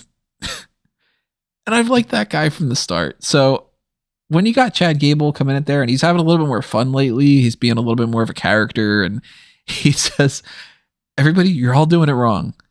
I've got the plan. we all need to gang up on Omos. And it's like, well, no shit. But I love the part where he goes and points to Damian Priest. You're the tallest one. You go after him first. But the best thing about his plan was it worked. Yes, Priest was a sacrifice. Sacrificial lamb, though, yeah. Because why wouldn't you want to get rid of the bigger guy like that? Like, I liked it. I thought that was cool. Up on him. It was great. I was surprised that they didn't have Omos toss out 15 jabronis, but there weren't a lot of jabronis in the ring when Omos got in there. And he gets his moment in a way that makes sense. You know, it's takes out a couple people. Takes out Priest, which is a big elimination. Fucking sucks for Priest because he didn't do jack shit this time. But you got Theory and Gable and Dominic and Ricochet and Ridge Holland. And then eventually Styles is the one that, you know, makes sure that the elimination happens. So AJ gets a little bit of retribution against Omos. Noticeably absent from this Royal Rumble, by the way. Mustafa Ali, just saying. Retribution. Mustafa Ali was very clear. Right. He's like, no, I don't want to be in the Royal Rumble. I want you to fucking release me. Thought that was great. Happy Corbin comes out, followed by the elimination of Ricochet, which I wrote down. Looks like he's getting checked on because the Ricochet elimination seemed like it was kind of like he kind of smacked the ground a little bit harder than what he was probably supposed to. So I don't know. Hopefully he's not injured. Ziggler's out. Nothing to talk about there. Dominic's tossed out. So there you go. No Dominic and Ray thing. Unreal. By the way, when does Boogs come out? A couple more spots. But then we get Austin Theory's eliminated by AJ. So it's kind of like, all right, well, the Austin Theory thing, that's not going in any direction. Kind of like the missed opportunities for the other things. Nothing happened with Natty. She didn't go the distance. She didn't get the most eliminations. She didn't get the shortest elimination. No record thing. She was just there. Typical Natty scenario. They put her in the match because she's Natty and she's on the roster. That sucks. Do something. Sheamus comes out. And immediately Ridge Holland is eliminated. That felt like a botch to me. It didn't seem right. Like it felt like Sheamus was supposed to save him, which wouldn't be the first time in this Rumble or last that somebody just didn't, their feet hit the ground. What are you going to do? So then we had Rick Boogs.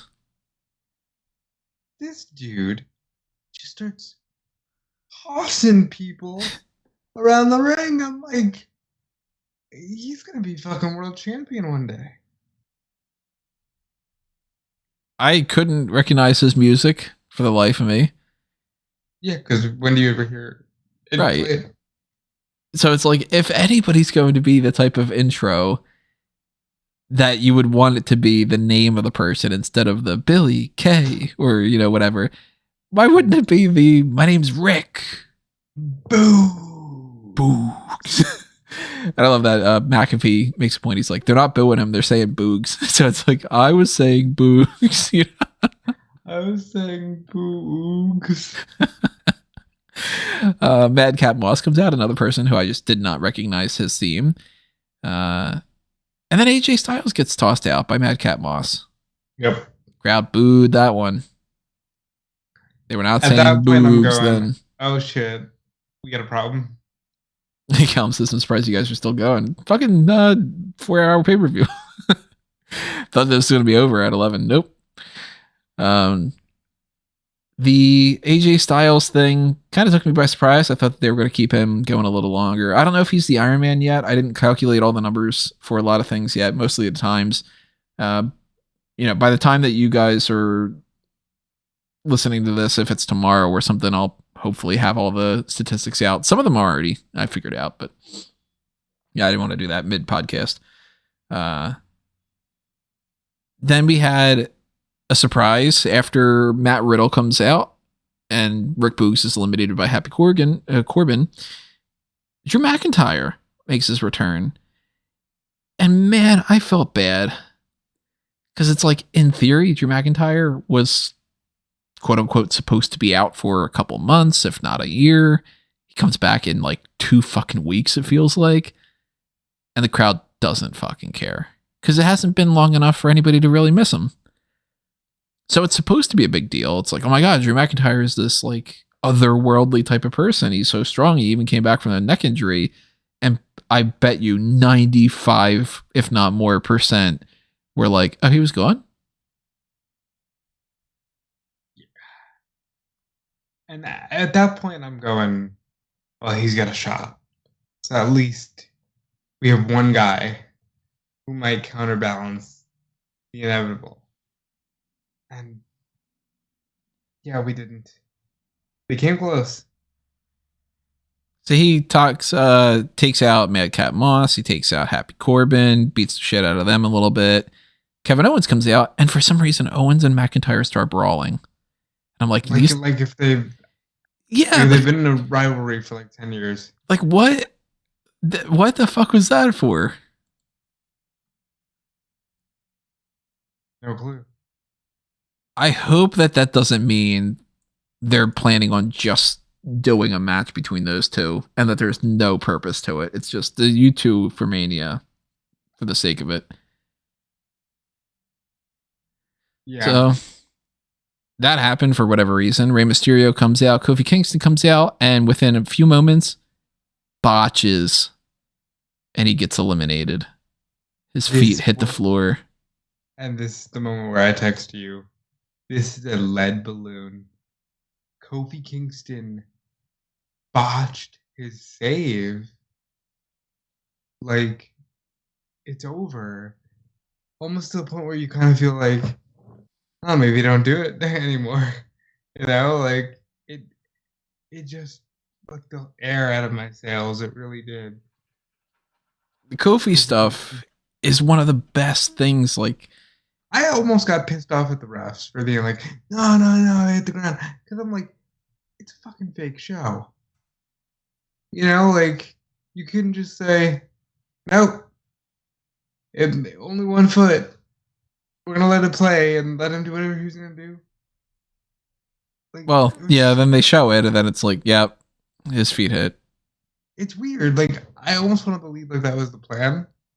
That the plan for how do we do something that hasn't been done before is that we don't have him say. Fucks it up. He fucks it up. Like, because is that the tinfoil hat version of the story? Yeah. Because come on, that felt like such a letdown, and it was the first thing he did too.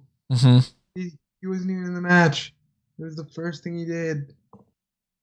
It's crazy.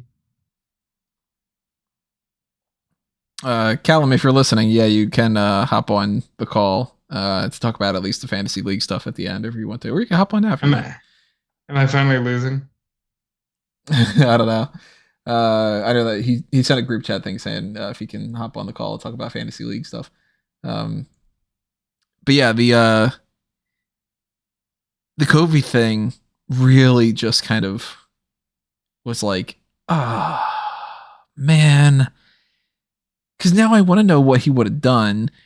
But then I also started to examine it a little bit more. And I was like, they ran out of ideas.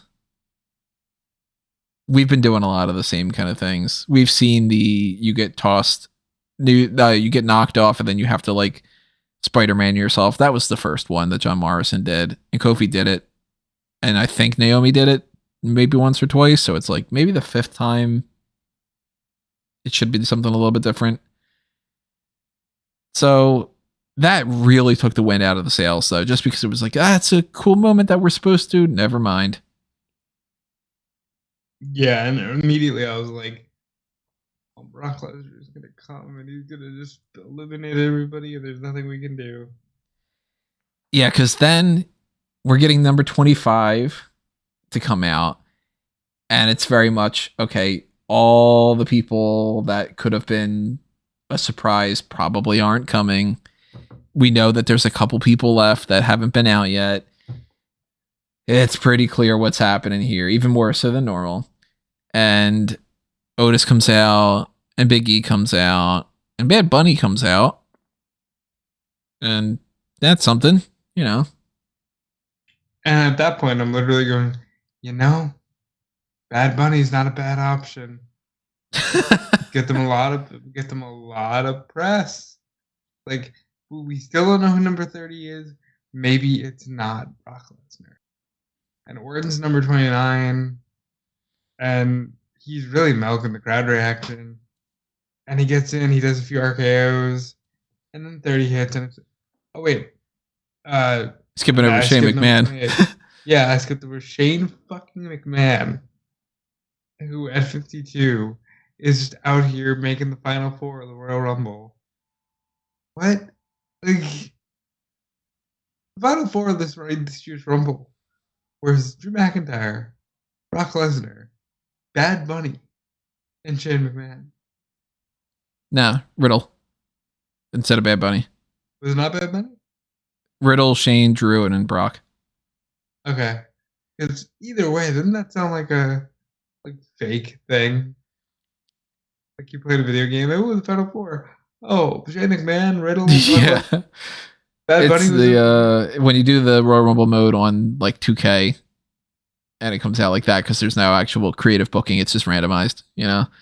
Yeah. But a lot of things with this are just disappointing because it's like, you know, the Kofi Kingston thing happens. And a lot of what I'm thinking at that point is, did we just see the end of this?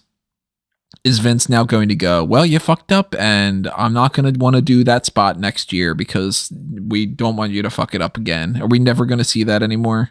I did think that myself. And then, of course, Otis comes out. Otis, you know, used to be somebody who was Mr. Money in the Bank. He seemed like he was potentially going to go somewhere, and it didn't pan out.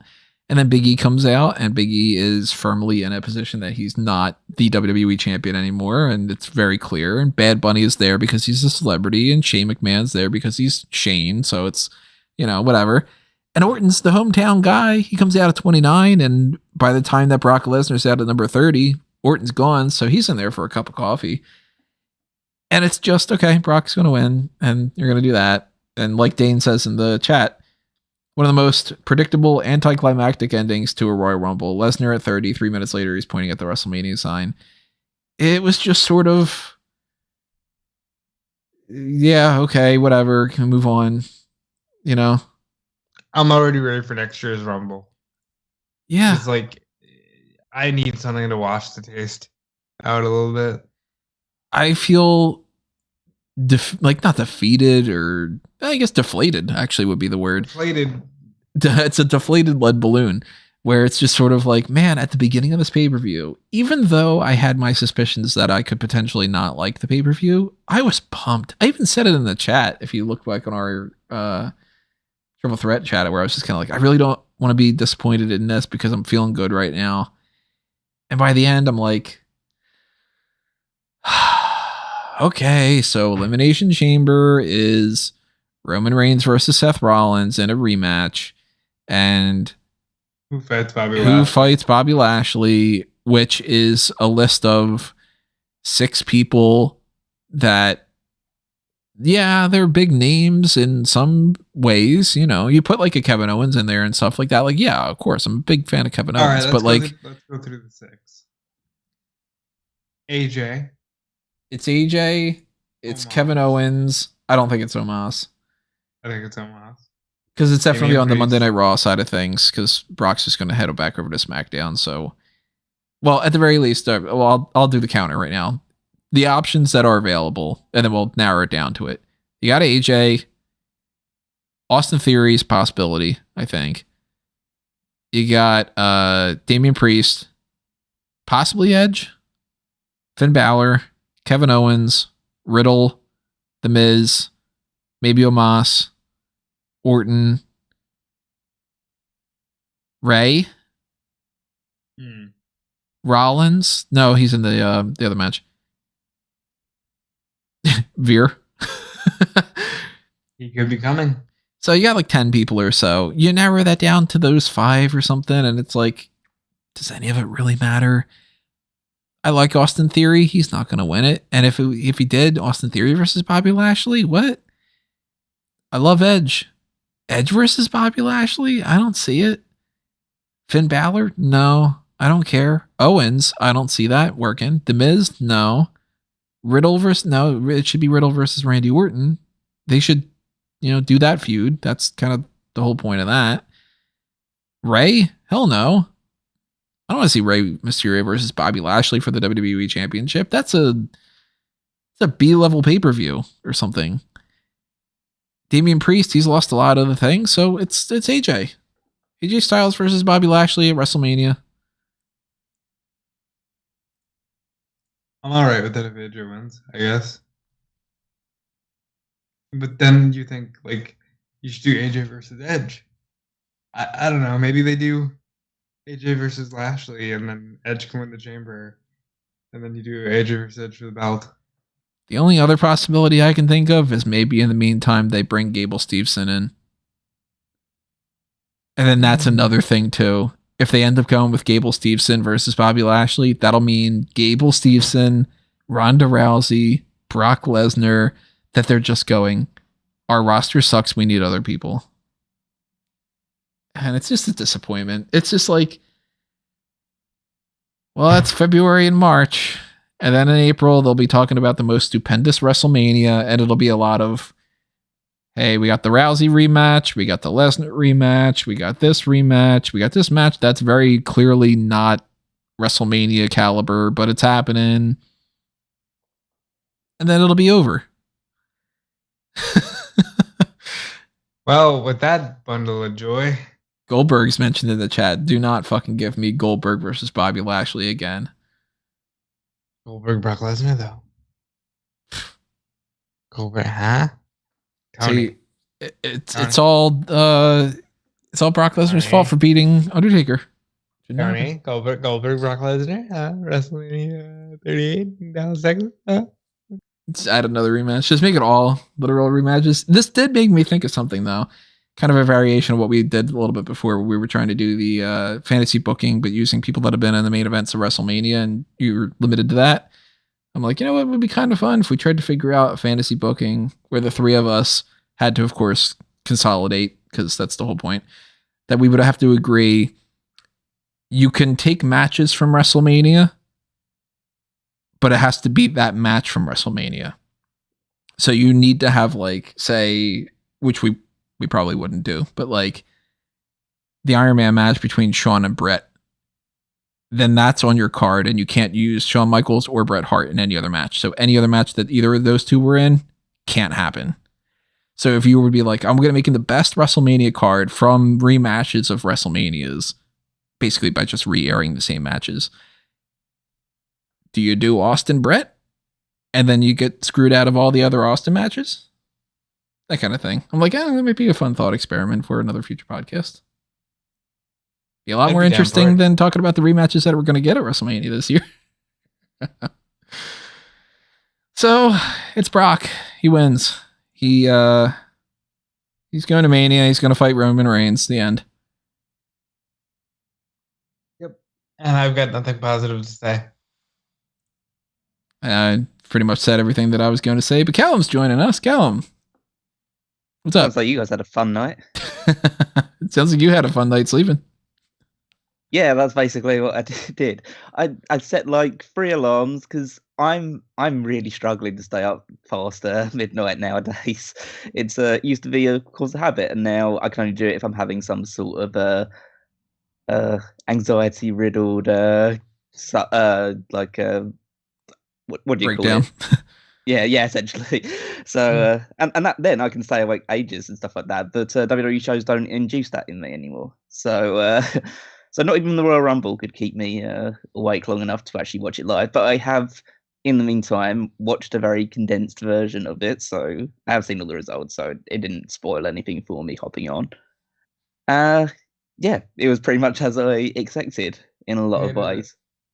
It was just amazing, especially watching the women's match in particular. And just, it seemed like there was a good, like, 5-6 entrant gap where I just thought, is anybody from the main roster actually going to show up at some point? It's just like, it was that. So that was pretty fun. So, and I know you guys, I hope so when you guys talk about the Kofi spot. Yeah. And I know I come from this from a very different place from you guys. I just burst out laughing. It was just hilarious. Just thought, this is where we are now. This is like, not even the Kofi spot can save this stuff anymore. So that was just, so yeah. I had a like, from what I did actually watch of it, I had a fun enough experience. But that's probably because I didn't watch the whole thing. Fucking DQ in the opening world title match, God, it's great. The worst part is that's the highlight. That was easily the highlight. I thought Rousey winning was a highlight.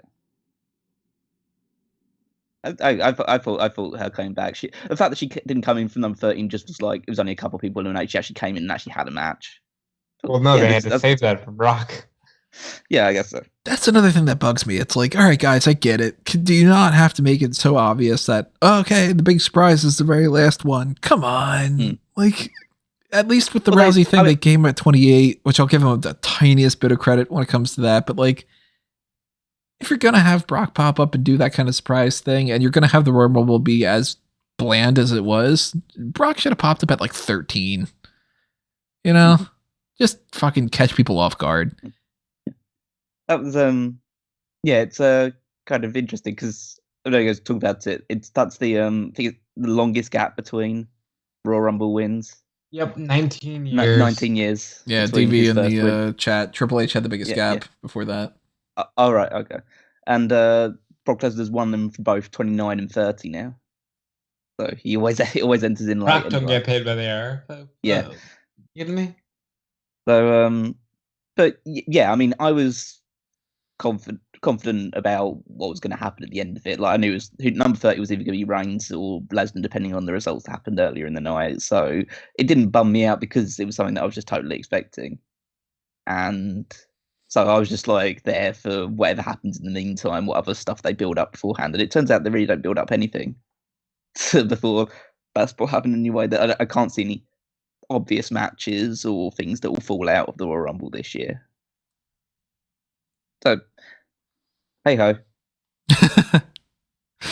So I'd have to watch it, so that's fun. About the fantasy league, what are some updates when it comes to that? Well, some interesting stuff has happened. Obviously, got the points for this one. The Royal Rumble usually throws some points around. I have the distinct honor of having both a guy lose a world championship on the show, but then also simultaneously win the Royal Rumble. So my points are all over the place for Brock Lesnar this year. But the interesting thing that's happened pertains to pay-per-view predictions. So I've already put in the chat, so you should be aware of this. I won the pay-per-view predictions for the Royal Rumble. Because the only thing I got wrong is that I said that Reigns would win rather than and Lesnar would lose to Lashley. Lesnar did lose to Lashley, but Reigns also lost to Seth Rollins. But that's only by DQ. But I got Lashley right. I got Lesnar right. I predicted Ronda Rousey would win the Royal Rumble. I was going between her, Banks, and Belair for the entire time, but I eventually settled on Rousey and was paid off there. And obviously got the obvious Edge and Beth and Becky Lynch wins. So yeah, I won that. Tony came second with 3 predictions, and then Rob came last with just the two. Oh yeah, like I had explained to them that I told you, yeah, I'm gonna get these wrong, but yeah, I'll have some fun. Maybe I get a lucky break. So the interesting thing that's happened is that is my second consecutive pay-per-view predictions win, which is something we've never had before. We've only ever had two people win the odd, like one show, and then someone else wins it next time. And what happens in the fantasy league if someone wins 2 consecutive shows is that they can choose to remove someone from another person's team. Oh crap! And so, yeah, so essentially, and then that person is frozen out for this entire round of draft picks, and they can only be picked up again at the start of, well, once the next pay-per-view, so Elimination Chamber is done. From now, yeah. Yeah.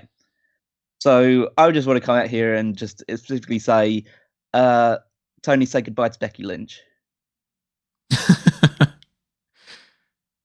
No. Becky Lynch has been removed. We remove your team. You'll obviously draft someone else to replace her once you get around to your draft picks. But yeah, Becky. I've decided that she seems to be the one in best stead to earn you some points, at least for 1 or 2 title defenses leading up to WrestleMania. So yeah, I think that was the smart decision. And you're super far ahead of everyone, so I've got to try and pay you back a little bit. Oh yeah, I didn't know I was in the lead. Score tracker at the moment. Current scores as of tonight. Rob is third place at the moment with 1,197. I am second with 1,206. Tony is miles ahead with 1,400 points. Oh fuck yeah! So I need to run you. I need to run you in a little bit. If you need to rein me in, you should pick up the reins. But he can't because I have him on. Yeah, the only people that I couldn't pick from your teams were Lashley and Reigns because they're both your team captains. So I forgot about the whole thing. Yeah, so I would have definitely taken Lashley if I could have done, but he's protected by you, Tony. So now just hear me out. You sure you don't want JC Jane instead? I'm feeling pretty good about that. So trade one champion for another. Come on. So once I've made my trades, Tony, you can make your trades with the additional one that Becky Lynch will be going from your team, and then Rob can bring up the rear with his single trade. Damn, I've been like, I thought I was. You were miles ahead. Forever. After the first 15, 20 weeks, and then you've basically just picked up single points for every single week, pretty much for like the last 10, 15 weeks. You know what? I blame Brock Lesnar beating the Undertaker. Right? So you made team trades? Who'd you switch? Oh, I haven't actually made it off the top of my head yet. Okay. I thought you were saying that you picked somebody. No, but I will be the first one to make the trades. I'll decide on that soon. I haven't really thought that far ahead at this point, so we'll decide that internally through our like private chats and stuff. But I just wanted to make sure. I thought it would be a bit wordy for me to try and explain that over like chat and stuff like that. So I wanted to hop on and say, you're going to lose Becky Lynch. Well, you know what? I'm still gonna win. I'll win at the end of this, and I will feel like the true champion I am because I deserve it. You're gonna. Well, guess who my first pick is going to be from these one at the very least. I can see spoil that one. I'm taking up fucking Ronda Rousey. Of course I am. Yeah. Well, fuck. I don't know. I don't blame you. Come on, Shane McMahon just made his return. They got Bad Bunny. He's like that's like a guy that we'll get behind. Yeah. So we'll update you guys, of course, more on the fantasy league stuff in a little bit when we pick our new teams and either put something up on Megamaniacs group or we'll mention it on the next hot tags or something. They pretty much are. In the morning ambulance. It's either that or it's payback from when I was recording the other one and I bitched about it. So, oh yeah, well we're gonna do another ambulance here. Hopefully somebody's okay. That's the Royal Rumble. I'm not really looking forward to having some of the discussions that we're going to have over the course of the next couple of months, just because even if we try to steer away from it and try to just do more fun things, we are going to have to talk about the current events. You know, we can't just be like, nope, not going to do that. So I don't know if we're going to Brock Lesnar rule things. I don't know if we're going to Ronda Rousey rule some things, or if we might have to just figure out some other catch-all term where it's just like the WWE rule of like, I don't want to talk about it.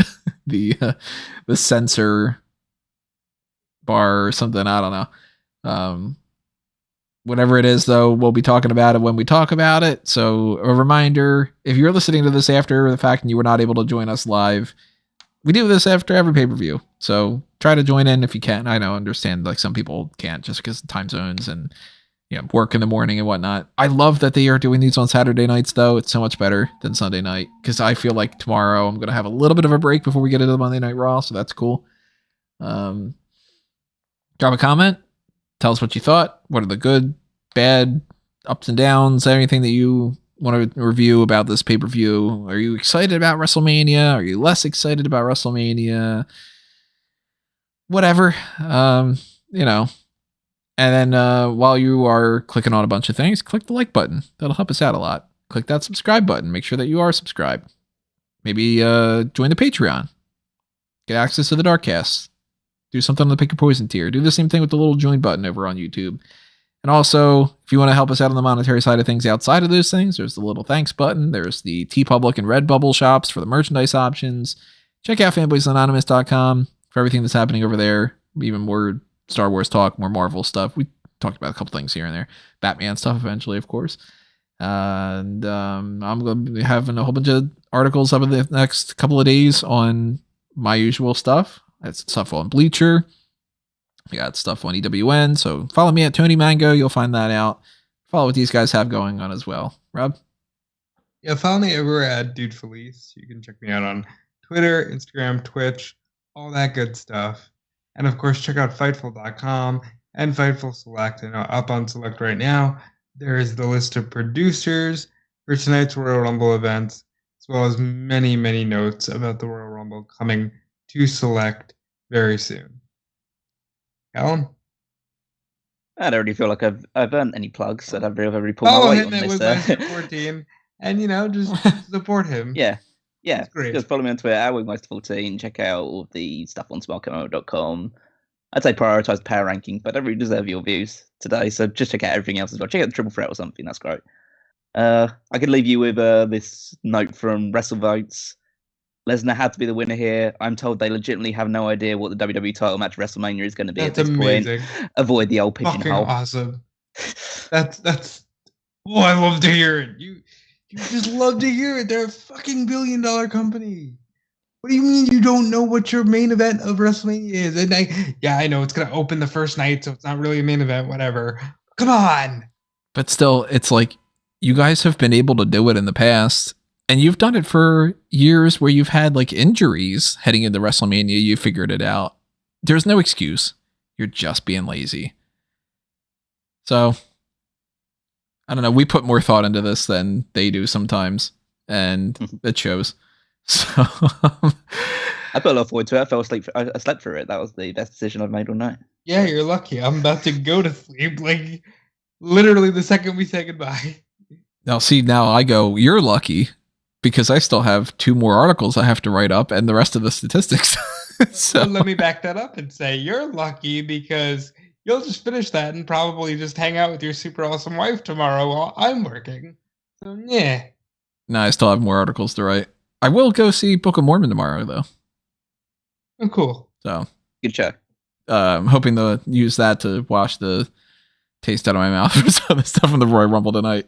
If I end up coming back from it going, I need to do a post show on Book of Mormon, and it's, whatever. How come they booked it that way? The Book of Mormon. We're going to end up following it up with the fantasy rebooking of Mormon. Anyway. Like Brock Lesnar runs in at the end and he feels the final feels the final performance.